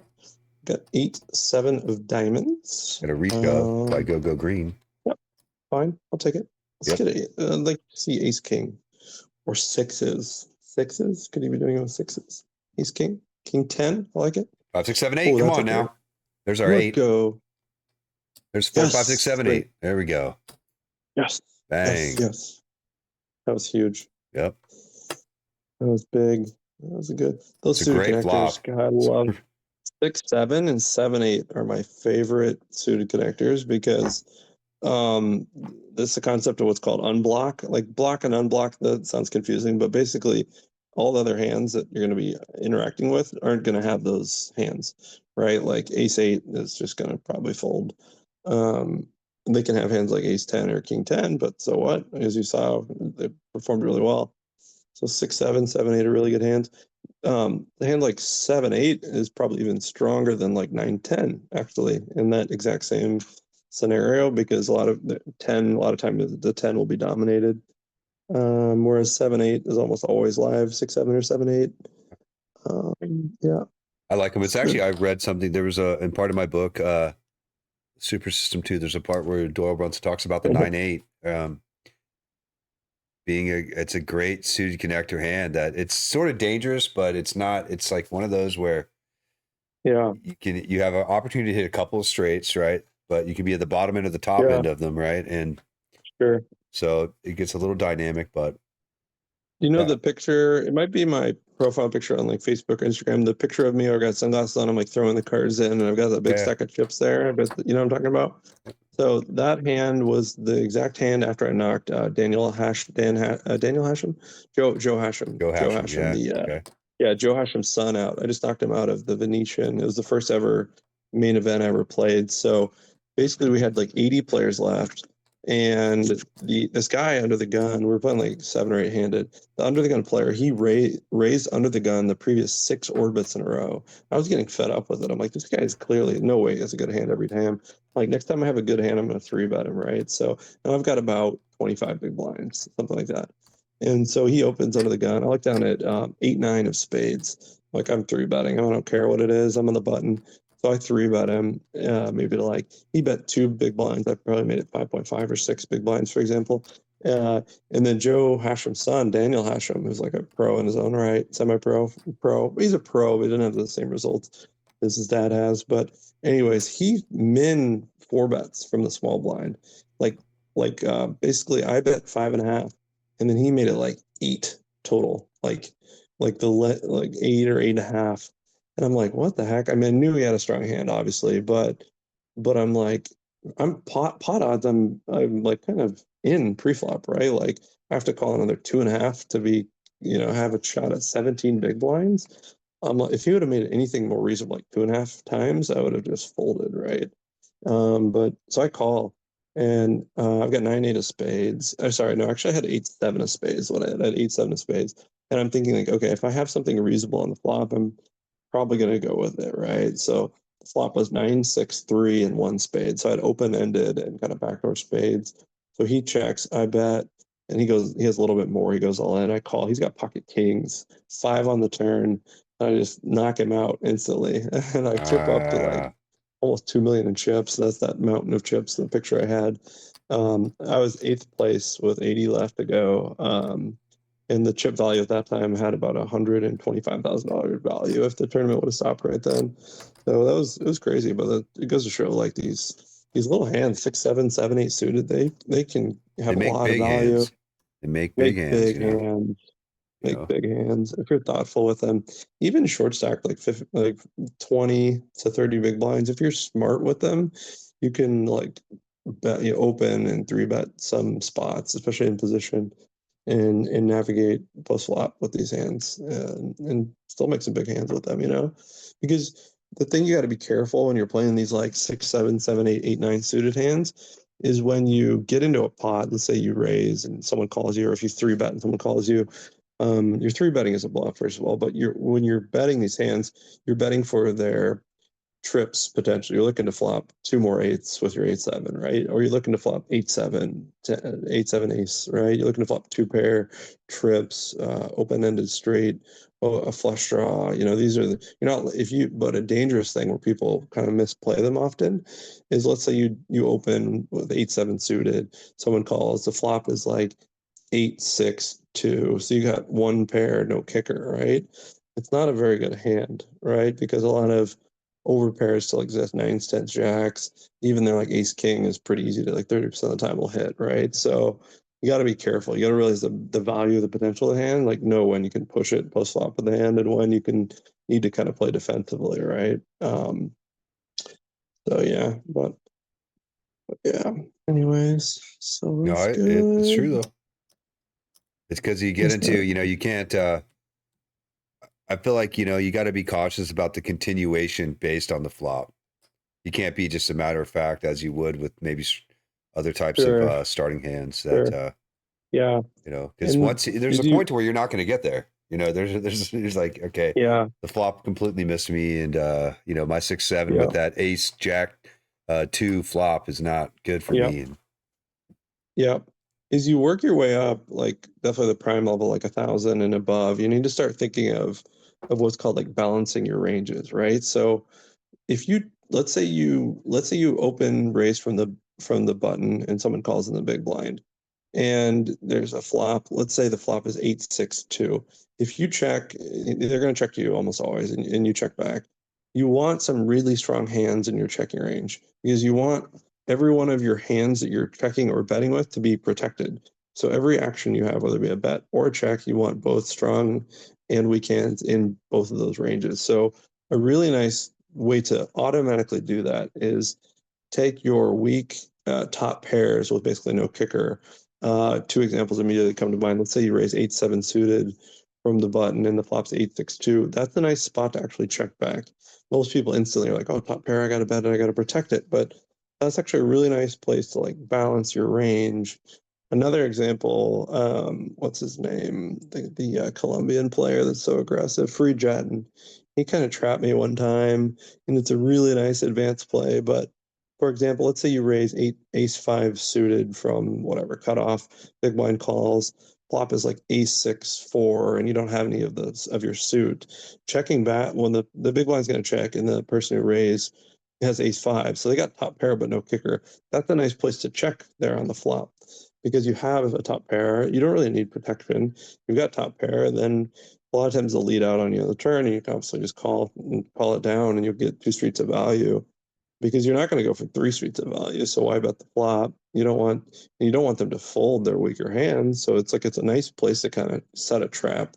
But the hands that are really good to do that is like the top pair with weak kickers that usually it's like a suited hand, like ace-5 suited or ace-7 suited, where you flop top pair with bad kicker. Just check back on the flop, even despite being in position. It's a nice place. Like that's what we talked earlier about, like uh,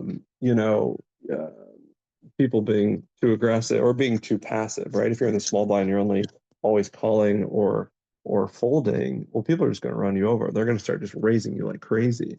But if they start saying, okay, he checks and he might have top pair, well, shit, like I got to play really defensively. I got to play like cautiously against this person, and that opens up the opportunity then to start betting more and like running them over more and like doing what's called delayed continuation bets, which are really powerful. Um, but yeah, there's all kind of like advanced concepts that you got to start thinking about if you're going to start playing like these $1,000 buy-in tournaments or higher. Because most of these live players are doing you want to this do stuff. well. You want to do well.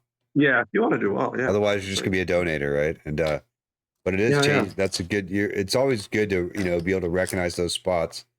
You were saying even earlier when you have that spot to kind of apply that pressure, and so certain hands are going to allow you to do it, and you got to do it even if you don't feel like, oh, I don't feel like doing it right, or maybe you're a little nervous. You got to make those position plays like that. I like them still playing. I like final table. Yeah, for sure. Okay, we got a monster here. 12 big blinds. OJ Skimpson. All right. All right, let me Wow. see if I can get this where I can see it pretty good. Monster. What's the blinds? 140 was 70. Oh, he 3 bets. Okay, I'm helicopter jamming this in. Pocket kings. I got black kings. All right, here we go.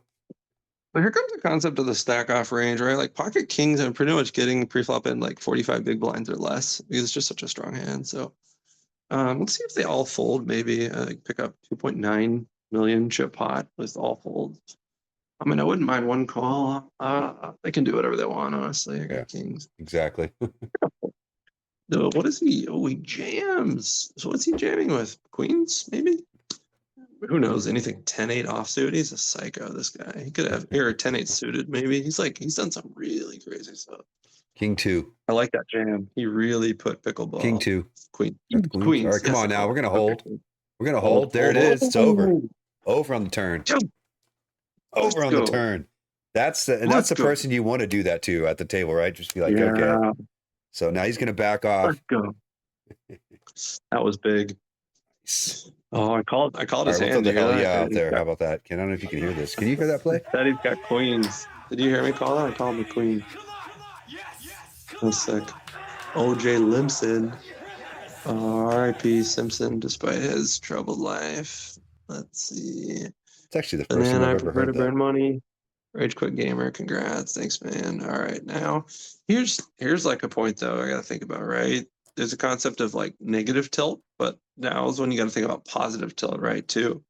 I just had a very favorable hand. I just like doubled my stack. You don't want to do anything crazy. It's so easy on like the next hand or next few hands just to like just get in a weird spot where you're like you're riding off that high of like a really good hand that just happened. So try to just reset after any hand. It's hard to do, but I'm sure we've all done that. But it's something you got to work on if you're gonna play well. Is just to like get rid of positive tilt too, because you start playing weird hands. And you just have to think of every hand as like yeah, take a breath. Medi says absolutely. Yeah, I love doing that. Taking a deep breath. Yeah, you're like, because you're almost like, oh, now it's coming my way, right? You just gotta, or Yeah. you get that you're next like, sort of sure. speculative hand, Gambler's right? Now mentality. you're like, Gambler's mentality. You're like, oh, now I can't lose, right? It's like, oh yeah, poker. You start thinking you can't lose. That's when all your chips go away. yeah, I've never felt that in my life that I can't. Yeah, well, I mean, we weren't all born winners like you.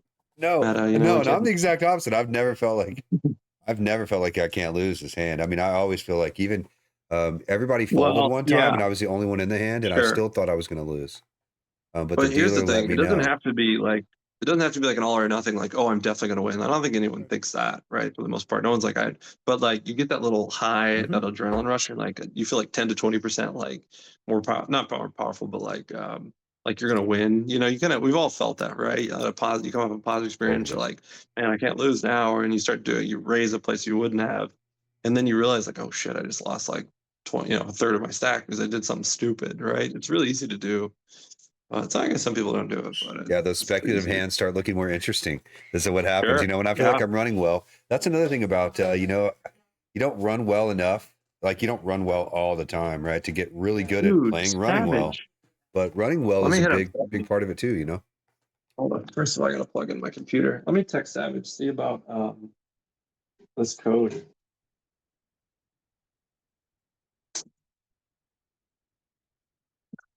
Okay. Oh yeah, okay. I see what you're Give saying. me a second. Let me jump off here. Let me just try to get all the Savage real quick. Stay tuned. Give me a second.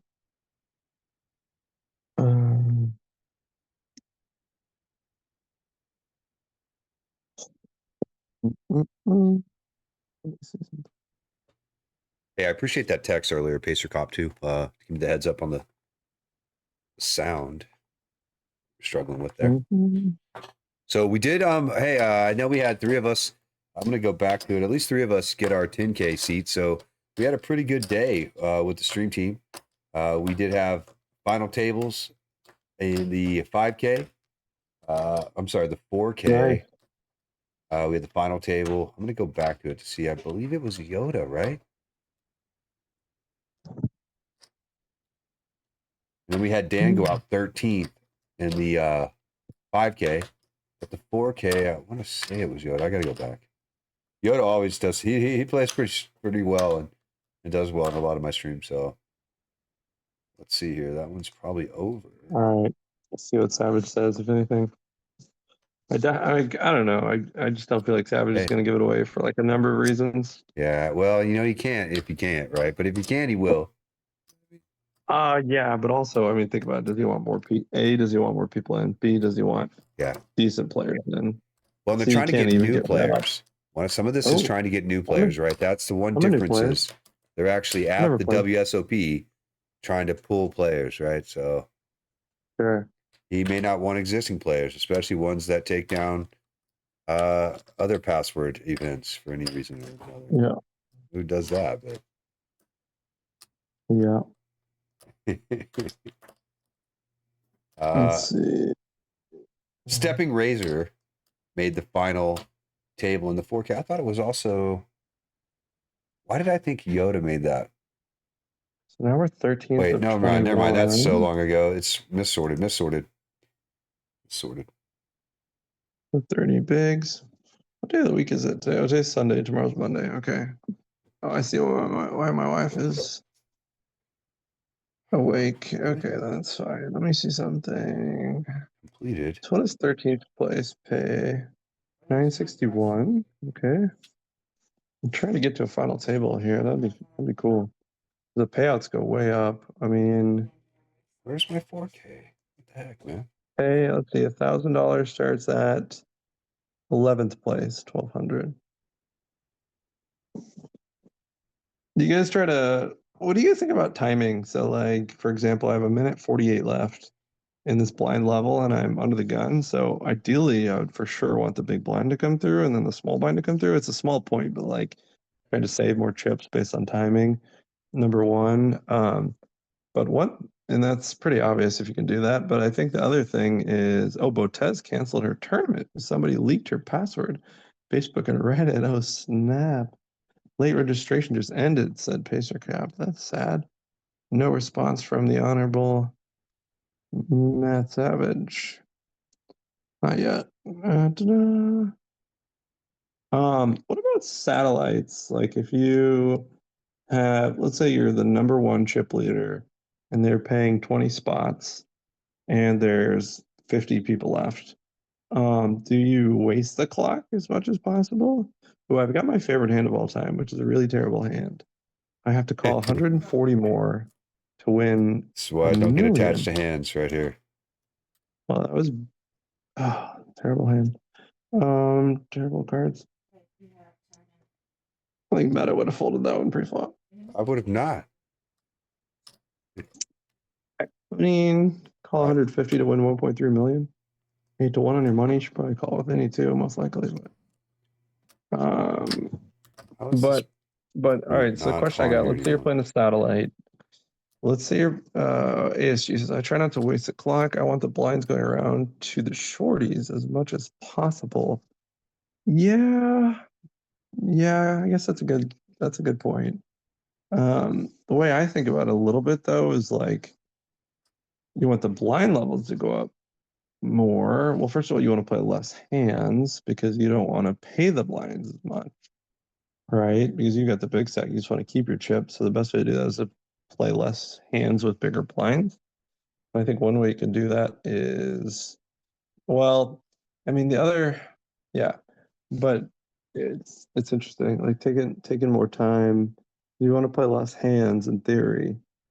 Because here's one thing. Let's think of the opposite end of the spectrum. Let's say you're short stack and you got to chip up. You're 50th place and only playing 20. I think you want to play as fast as possible because you want to see as many hands, as many spots as possible to almost increase the variance, right? To like spin up a stack.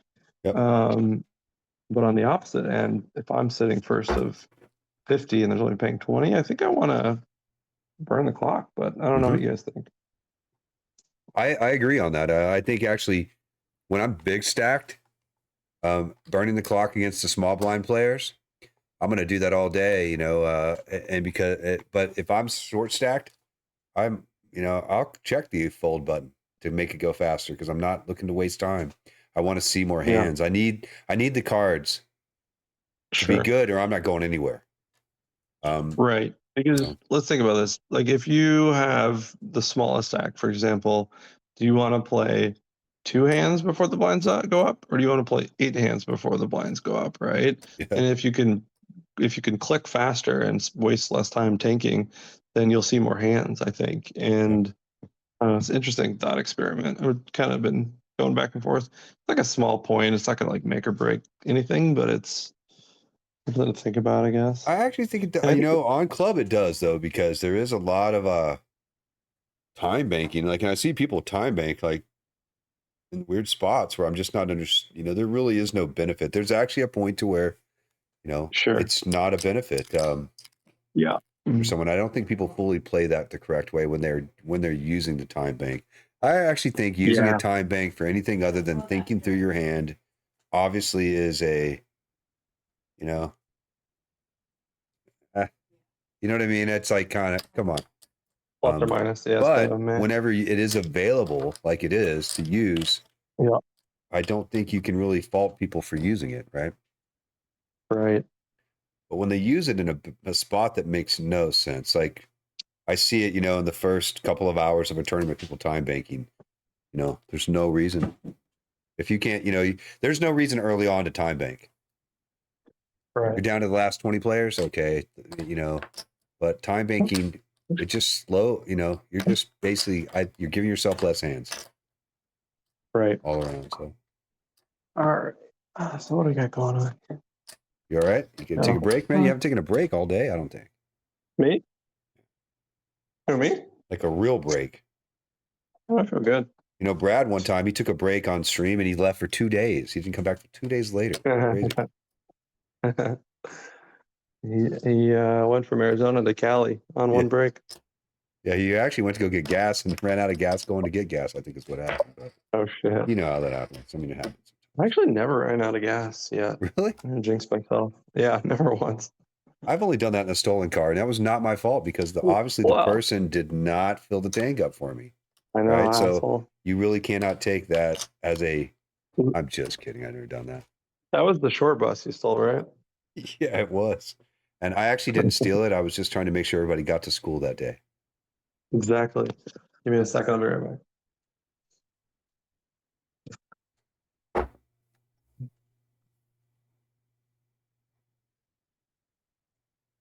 I think that's right, KingPhillip. There is this part where you have to use some of it. And that 15 seconds, that's not that big of a deal. And I think that's why they do it, right?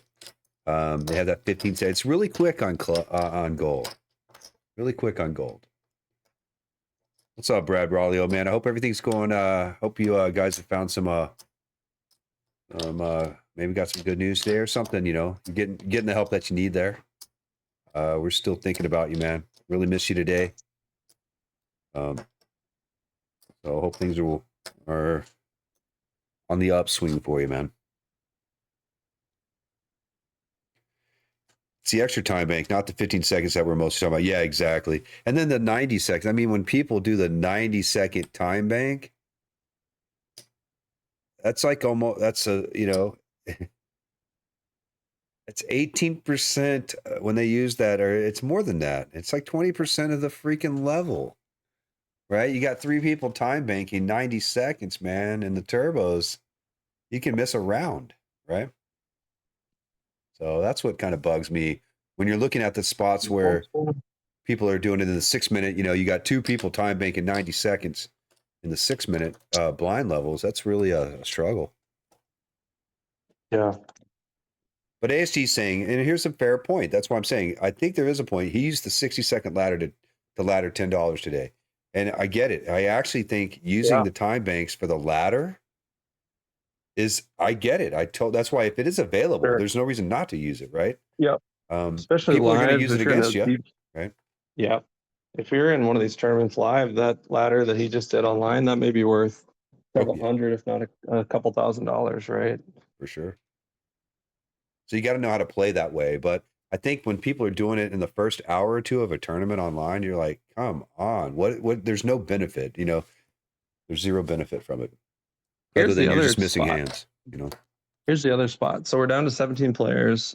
I'm playing at a 5-handed table, which is kind of crappy, especially when I want to get off this huge stack directly to my left. Yeah. I think what I'm gonna do is purposely play slower, like burn the whole clock the whole time, because I want to play less hands essentially, because I'm in a really disadvantaged spot with this big stack bully to my left. Oh, here we go. Speak of the devil, we just got a full table. So we're down to, this must be 16 if I had to guess. 2 tables, final 2 tables. Wow, from 11,000 people, final 2 tables. Let's go. All right, Brad giving us a quick update there. He's home now. He just got home. Oh, he's about to be home, so he's driving, but wifey is staying with Noah tonight, and he'll be back at the hospital in the morning. So all right. We're thinking about you, Brad. So I love that. How about to be home? Oh, cool. Let's see. I appreciate you. Let's see. What did he say to give us the update? All right. Just that wifey is staying with Noah at the hospital, so that's nice to Okay. get to do that. I'm gonna take a quick Brad, you'll have to restroom let break. I'll us be know right how he's back. doing. Clark is a weapon. I'm ready to play something.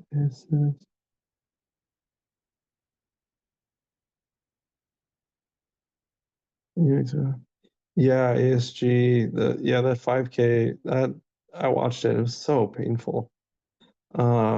But honestly, like if you're in a spot like that, do you blame him? Are you gonna sit there and think it through the spots? Right? I'll probably do the same thing. You don't want to make a mistake and you want to think through the spots. But yeah, it is terrible for entertainment. Let's see. Okay, so I have 7, 5 of spades. And I got a call. Yeah, I'm calling, almost getting 10 to 1 on my money, probably or more. So call 160 to win 1.8 million. Come on, good flop. Oh, crickets, nothing. Jack, deuce, queen, 1 spade. Just can't do anything. Check fold. I think I'd probably fold to a 1 big blind bet. Let's see. Banana. I've never run out of gas either, and now I never will. Drive an EV. Nice. Winning the game, beating the system. I remember this crazy extreme where he fell asleep. Was there only one, Josiah? I think I remember a couple. Yeah, there's actually been 2 or maybe 3. Yeah. Um, The extreme's so late, I feel What do like. they say? One time, shame on them. Second time, Yeah. Braulio. Great stream. Love the discussions about concepts. Thanks, man. Appreciate it. Learn everything I know from the honorable meta. Makes me think about some crazy stuff. The time bank. It's the extra time bank, not the 15 seconds that we're mostly talking about. Yeah, 100%. Yeah. hey man, appreciate See it, here. Razmaster. 2-2, king. Set of deuces. Is kings out? Okay, let's go. All right, Down to 15. Another one 6 away. gone. Well, we're 7 away from a final table. These are 8 seats, right? Yeah. 8 seat Yeah, so tables. we got 20 bigs. Yeah. We chipped up nicely. What hand? We did that with kings, I guess. Yeah, with the it was from OJ. queens. You actually was able to put OJ, give him the old elbow, Put him back in jail. the elbow that he did not see coming. Oof. Probably saw it coming. He expects it. I think it's part of a strategy. He knows he gets hit by other players. I think he's taking advantage of weaker players. That's how he plays his hands. But when he gets someone who knows, kind of, there's a little bit of a leak there. That's what OJ did his whole life. All right, let's see. Okay. The 15 left. 13th is a ladder. 15th and 14th play 788. Let's see. Oh, the time bank or the level 53. Jesus. That's gonna turn out to be a long day. Not bad, but let's see. What do we start at 4:30? We're going on 7 hours now. Pretty good. Probably have another at least hour and a half, probably. Maybe 1 to 2 hours, hour and a half, probably. Just playing down to it will play all the way out today, right? I guess so. Yeah, I'm assuming so. I've already called in sick tomorrow, so I told him I was going to probably be sick tomorrow. Perfect. There's nothing like the 2-week call, post call or pre call in. I'm going to be sick Tuesday. Next month. Friday after next. So it's crazy though. You get to like a spot like this, and you realize like you're at the final 2 tables out of 11,000 people. That's big, Josh. Freaking. Hey man, that's why you're the ambassador, man. You really are. You basically, you play well. You have an understanding of the game that it's just at a level that I hope to achieve someday. But I know I'm always going to be catching up with you. But I appreciate you being open and talking about it. Sometimes there are players who will not talk about. Who was it? Mike Carroll, the Mike Carroll University book, right? One of the things I read in his book is like he never talks. He would never talk to anybody about poker other than Hmm. the people he was mentoring. Wow. And it was because why would he give that secret away? Why would he give away Sure. that information? But then you had people who have combated that, that type of mentality over the years, saying, you know what, it's about spreading the word. That's going to get more people to play, and the Sure. more people that play is better for poker, 100%. right? Definitely. Yeah, for sure. That's what I'm focused on. Especially like big thing for me is like club and like online, getting people playing live, because I think it's just so cool when people play live, right? When we come together like on these tournament series, we just have such a great time, and it's just so good for the game and good for the Stream Team family, good for club, honestly, is just to, get people out, get live. Obviously it's hard to do that, but Yeah. that's something I'm passionate about, trying to grow that part of the game, right? Getting like Yeah. our huge community we have and getting more people live. Oh, 8-9, darn dead. 8-9 offsuit, let's go. All right, so 12. Oh no, wait, never mind. I misread that. Okay, that's fine. I thought they were all in. Yeah, and gold, did you guys notice that? It's a weird thing. If you go all in and let's say you've got 4 million, the other player has 1 million. If you go all in, all your chips will go in the middle, not Yeah. just the amount to commit. It's so Yeah. weird. It's There's a like, couple of statistical things that you're looking at the weird. screen that aren't, it's not quite right. Makes no sense. So one of my goals on this tournament I've come up with over the last few hours. Number one, I wanted to make it to $1,000, which is 11th place. Number two, I want to win a final table, and obviously I want to win the tournament. But yeah, we're getting close to the 1,000. That is. But you got to make those micro goals too, right? As you start getting down to the real deal. Oh, And big time. Yeah. it's like Yeah, laddering in but those steps. this whole tournament, I haven't done anything special. I've just kind of been dinking away, just kind of staying with it, battling. I haven't done anything like crazy. I've just been patient and Patience. try to get aggressive when spot comes up, Yeah. Well, you pick the right spots. I mean, I think that's always the challenge. It's like, Yeah. even when I get rivered, or when, there's a run out or something bad happens, right? Even when it's like second best, first best, on the river, I get first best, whatever. So I didn't pick the right spot. That wasn't the right Mhm. spot, right? Because it didn't work out. Because there's times where you pick that spot and it works out, and Right. it's always about picking the right spot. So that's one of the things. It's funny you said it earlier, Sure. but when I first started playing, and I kind of realized this, you always had to bluff, right? But when I first started with the stream team, kind of meeting Smithy Raj, and we started chatting back and forth, right as Lynn, those guys started streaming, it was the understanding that I didn't always have to have the best hand, and it's like I'd played yeah. a lot of, home games and stuff, and I'd played for a few years, but this thing about, it's not about what you have, it's about what you think they have and what you can make them Sure. think you have. It's never about your two cards. Or it isn't Exactly. that it's never, but you got to stop thinking that you're trying to make Sure. a hand. And if you don't make a hand, you don't win. And Mm. I know it seems so basic, but it's like, a lot of people, I think they come into the game going, wow, I didn't make a hand. You're not going to basically ever win anything making hands. Ooh. You got to make a lot of them, and you got to win a lot of other ones, right? So, but you 100%. Yeah. can't just make So, hands, win these things. right. Okay, this is a weird spot. Not a weird spot, but I hope it checks through, or a small bet maybe. 500K, that sucks. I got Jack 10 offsuit. Can't really do much out of position to peel for a gut shot. It's not worth it. Yeah, and even in this spot, right, you have Lana acting behind you, who could, Sure.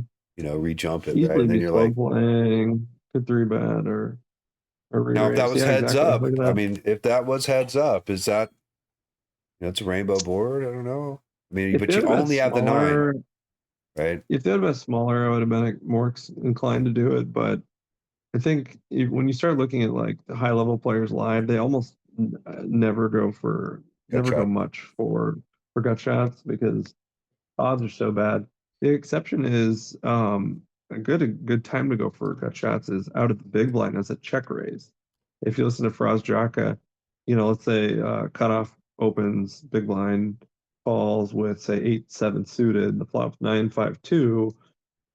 You check, they bet 100% of the time that's a check raise. 8-7 on 9-5-2, because you 952 is more of your types of hands you have from the big blind, right? And also you have a gut shot. So it's just like a perfect, basically the way to think about it is if you have, if you're in the big blind and you're facing like a normal bet, you should check raise almost every one of those gut shots. That's in theory. I mean, you got to play a little bit different in practice, right? Because people do things that you're like the discussion is always you're not playing against a computer, right? You're playing against a human who doesn't.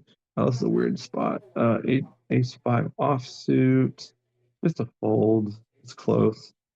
I think if the bet was more from like the cutoff or hijack against one of these aggressive guys, I could think about three betting ace five offsuit, but it's lighting money on fire.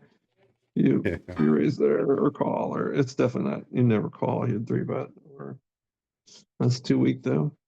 Yeah, no, it's crazy.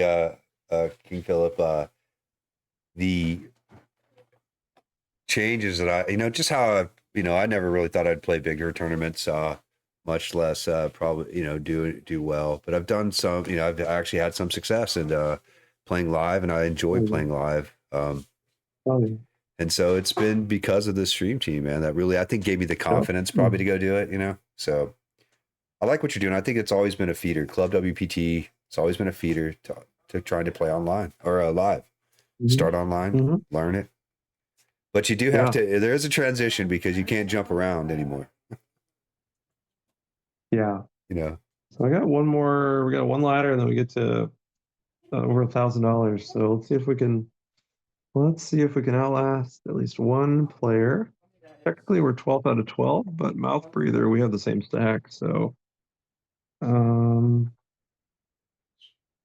that would be a good short-term goal. But we're going to stay aggressive. We're not just going to fold into the, we're going to still look for spots. So let's see. Yeah, you're not just not looking at your cards going, I'm just going to forearm. No. Push my way through the crowd here. Let me look at the stats right now and think about what I can do. So I have 27 and 15 VPIP in preflop raise. Mouth breather has 30 and 19%. Trouble has 24 and 14. Biombo has 29, 18. All pretty similar. Lana Del Rey 31, 19. Go Green has 26, 12. If you notice, OJ Simpson's off on the other table, which I like. Little break. We're all all the table, all the results are pretty much the same. 27, 15, 28, 16. So maybe there's something to be said about that. Let's see, 8, 6 off. 11 out of 12. There's someone below me. The nice thing, the thing is, you got to look at all these people and go, okay, they've made it to 11,000. Yeah. So. Okay, so I'm just looking. There are 3 people under 3 million. I'm 11th out of 12. All right, that's pretty good. Yeah, get another double or two. We could take this one down. We can spin it up. Ooh, ace 9 clubs. God, that's so close. Feels punty. Too much. Not enough chips. Not enough pot odds. Not good enough position. Ace 9 of clubs. I'd probably open that hand off from the cutoff only. Cutoff or button. But right, yeah, that's a position, right? That's a perfect hand where you're not going to do something under the gun that you might do cutoff hijack, right? So it all matters how many the effective chip stack, right? So I have 10 or 12 big blinds. So 8, suited connectors and suited aces are like high implied odds hands. So you want the pot to be as big as possible, like or the amount of chips pre-flop, right? So 8, 9 suited from 12 big blinds is much less more valuable than 8, 9 suited against 100 big blinds, right? But I've studied these spots, and 8, 9 suited with 10 big blinds. Well, the first time you open it is from the cutoff. The button, obviously, you'd open it then too. But okay, this is weird. This is getting one of those spots that I think I overplay, like call too much. When you get so short like this, you really need to think about preserving chips and then being aggressive and just getting it in. And winning a multi-boy like this is really hard. Like I had Queen 7 offsuit. I used to like try to call there too much, but then you just because you almost think it's just one blind. It's just one blind. right? It's one blind. I'm and getting there's pot two other. odds. I have to Yeah, I'm putting 200 in to win 1.4 million, but what you have to realize is yeah. Queen seven offsuit's a shitty hand. You're not going to win that pot very often. You're basically saying I'm going to get lucky. I'm going to get lucky, Get and that's you lucky. can't. And you're much better saving those chips for when I get to the button and I get an ace that I can jam, right? Or something, right? So, yeah, it's a lot different. That's something I started seeing in the past couple of weeks with my own play, where I've noticed that same thing. That's why it's interesting that you said it right there, because I was looking at it. I see 11, 10, but I'm like, just one more, you'll still be above 10, but you can't. You just got to save it. You got to save it. Ooh, It's better to save it in this situation. So this is close to a jam. Ugh. Yikes. Let's see. I think it's just a call. oh yeah. So anybody who wins, so we are on a bubble, right? You need to be aware that anybody who calls and wins your all in gets an extra 100. Huh. What? That's what ASG is saying.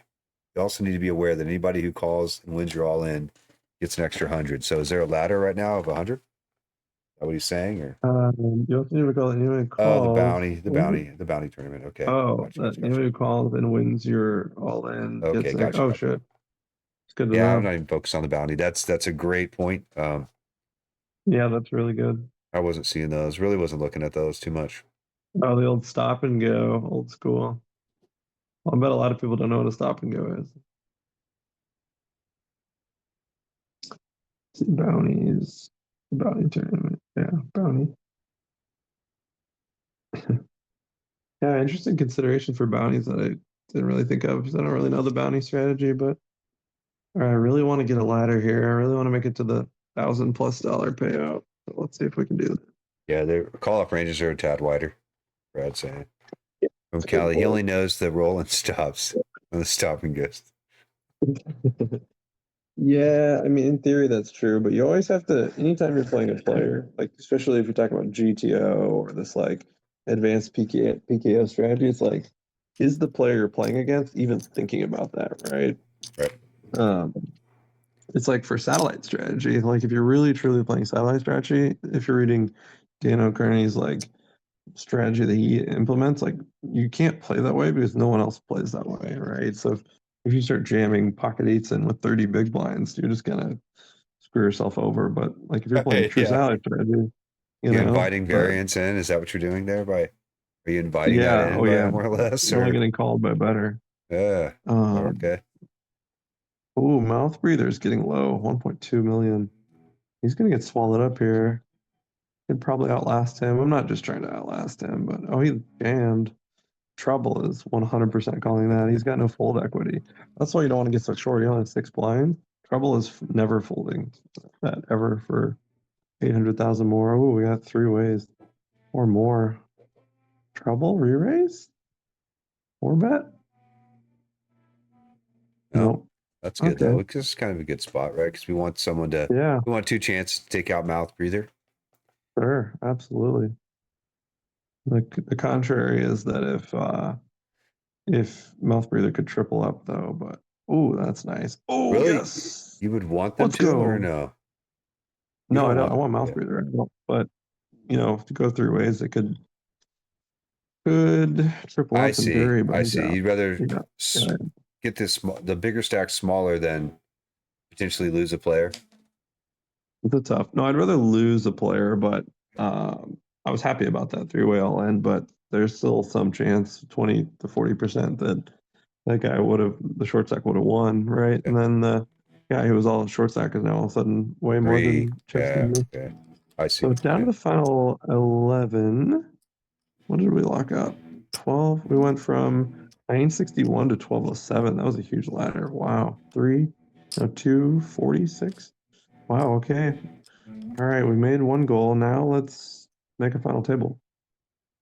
So we're 11 of 11, and we're down to 9 big blinds, and we have 2-6 offsuit in the big blind. That's mierda. All right. 10th phase. Now I'm not too worried about the payouts, honestly. Until we get to 8th place. That gets to be 2,000. That's the final table. That's my next short-term goal. And let me just see how many chips 8th place has. I'm just curious. So 8th place has 6 million. Okay, so I really got to do some work. Just all right. I'm gonna fold 10-5 suited. If you look at a chart, it's probably a jam actually, but 10-5 suited, great big blinds.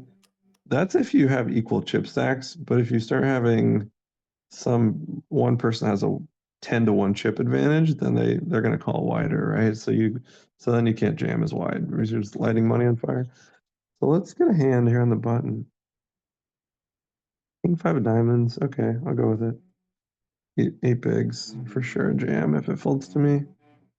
Just hope it gets through. If not, you're usually at least 60-40. Let's see. That sucks. Fold. I like to say sort of when I'm on the push fold, for me, when I'm push fold, it's like, well, it's, things become a lot easier actually for me because I already know what I'm going to do, right? I don't even have to think about it. Right. But Rasmussen made a really good point just now. He says value of goal setting. If you don't have them, you won't achieve them. I've realized that with poker, like over the last few years, like yeah, I'll set a goal and I'll reach for it, and like subconsciously, I'm not even like actively like trying to go for that goal, but I think if you put it out there in the ethos or whatever, if you've thought about it or said it, then it's more likely to happen. And I think subconsciously you just work towards it, right? You're more likely to achieve it. But if you just don't think like you can do better or think of something beyond what you're doing, then you probably won't get to that point, right? That's just kind of interesting. Man, I'm really card dead right yeah. now. 6-2 off. Now you got to make those micro for the tournament, right? Because obviously everybody, Oh yeah. whenever you ask anybody, hey, who do you think is going to win this tournament? At the beginning, it's like, well, me, right?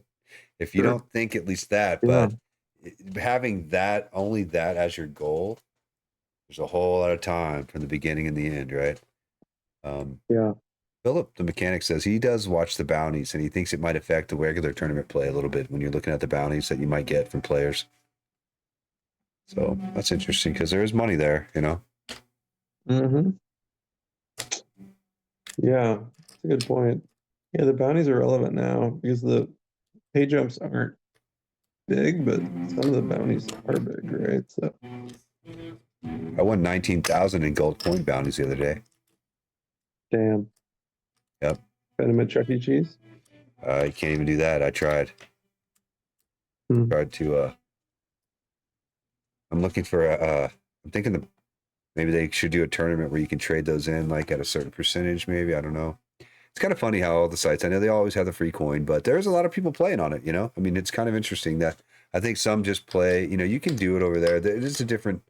You're just not gonna. You're gonna get a different type of play. I think when it's Hey, who plays golf? Who plays golf in our group? I just thought it might be fun to get a group together. People play golf at I'll play. someday. I'll do it. I mean, I'll try. Some off day. I've played a couple times. I've done it. Nice. But I'm more. I'm probably the guy to bring the cat. I'll be the caddy. Like, is there someone who does that? I'll drive the golf cart. How about that? Sure. Usually you have to be Playing. an attractive female to do that. I'll just leave it like that. That's not going to happen. That's there's 8-2 really not offsuit. That's probably never going to happen. 8-2 offsuit. But you can be part of the Royal Flush crew, and you can drive. Just kidding. I tried. I've applied for that like 15 times. Man, I don't know. It's never called me back yet. I don't get it. But gotta show more skin. Maybe less. Might do. Savage was like, "Oh, what's all that white? Oh, what is that?" It's blinding. My eyes are burning.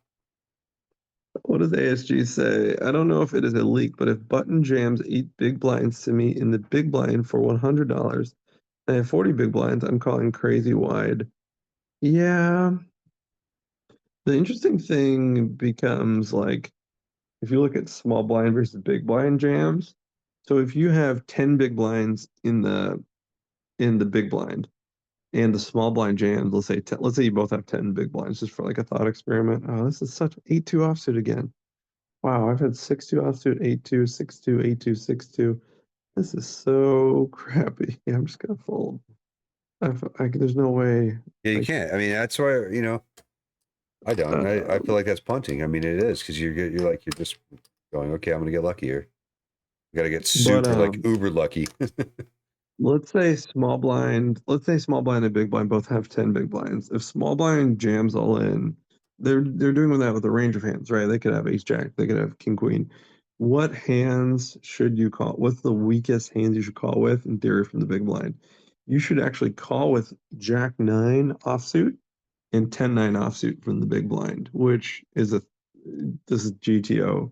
It sounds crazy to me. I don't think I could actually do it in real life, but if you look at game theory optimal, and part of it has to do with the fact that first of all, there's already say 3 big blinds in the pot. Someone makes it 10, so it's only calling 9 to win 18, sort of thing. You know, that sort of math. So the math is weird, but like the cutoff is like 10-9 off, jack 9 off, which is horrendous. Like I don't think I'm ever calling there. Even like queen jack offsuit, am I really calling that? Maybe, I don't know. But it's the call in theory, but it doesn't feel good. It's weird. That's the difference between like theory and reality, right? Yeah. Because people aren't jamming as wide from the small blind as you theoretically can, so you shouldn't call as wide either, right? No, it's like they always say. You know, the thing is that it's okay to study. You know, you want to be able to study and know how people should play, but most of the time people aren't playing that way, right? So you have to Exactly. overlay that, right? With Jesus. you have to overlay that. 2-4. Got 2-4 here. I've had 6-2, 8-2, 2-4.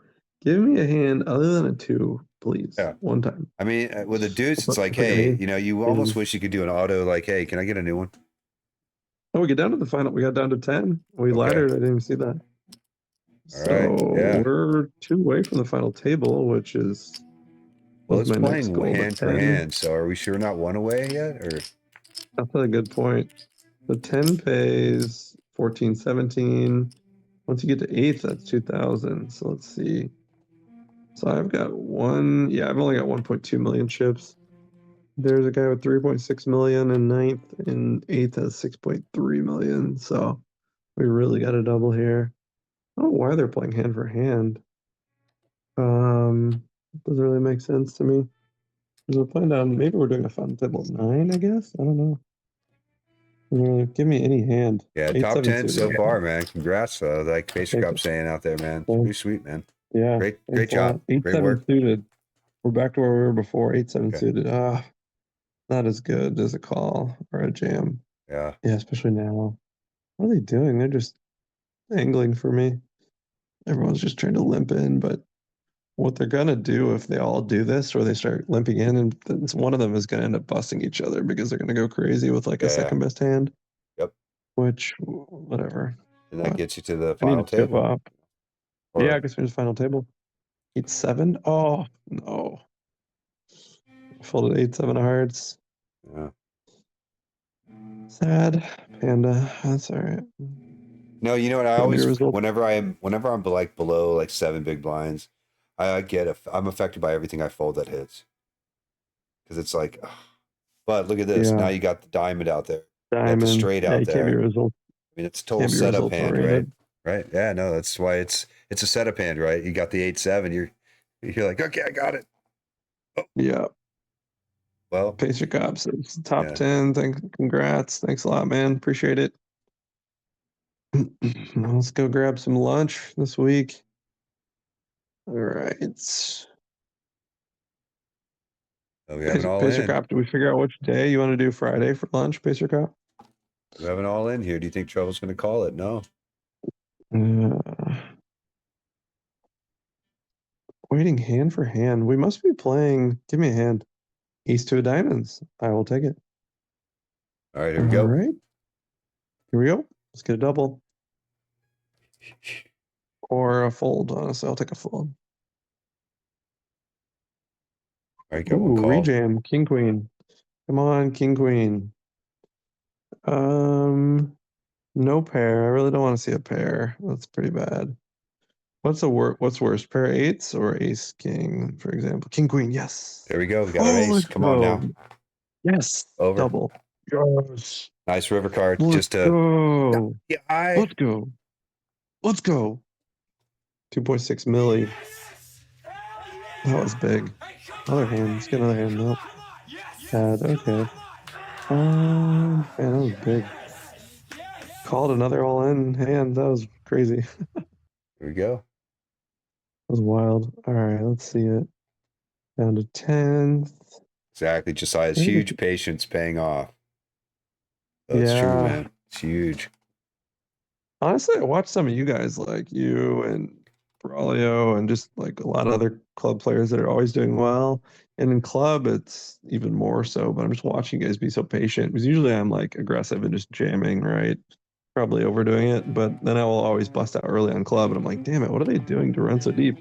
I'll watch you guys sometimes, just watch you guys like run deep and like, what are you guys doing to do this? And a lot of times it's just doing this, like kind of folding, dinking around, just kind of like picking spots, folding close spots, really being patient. So what does this guy got? I got ace eight off. I think I just put it in.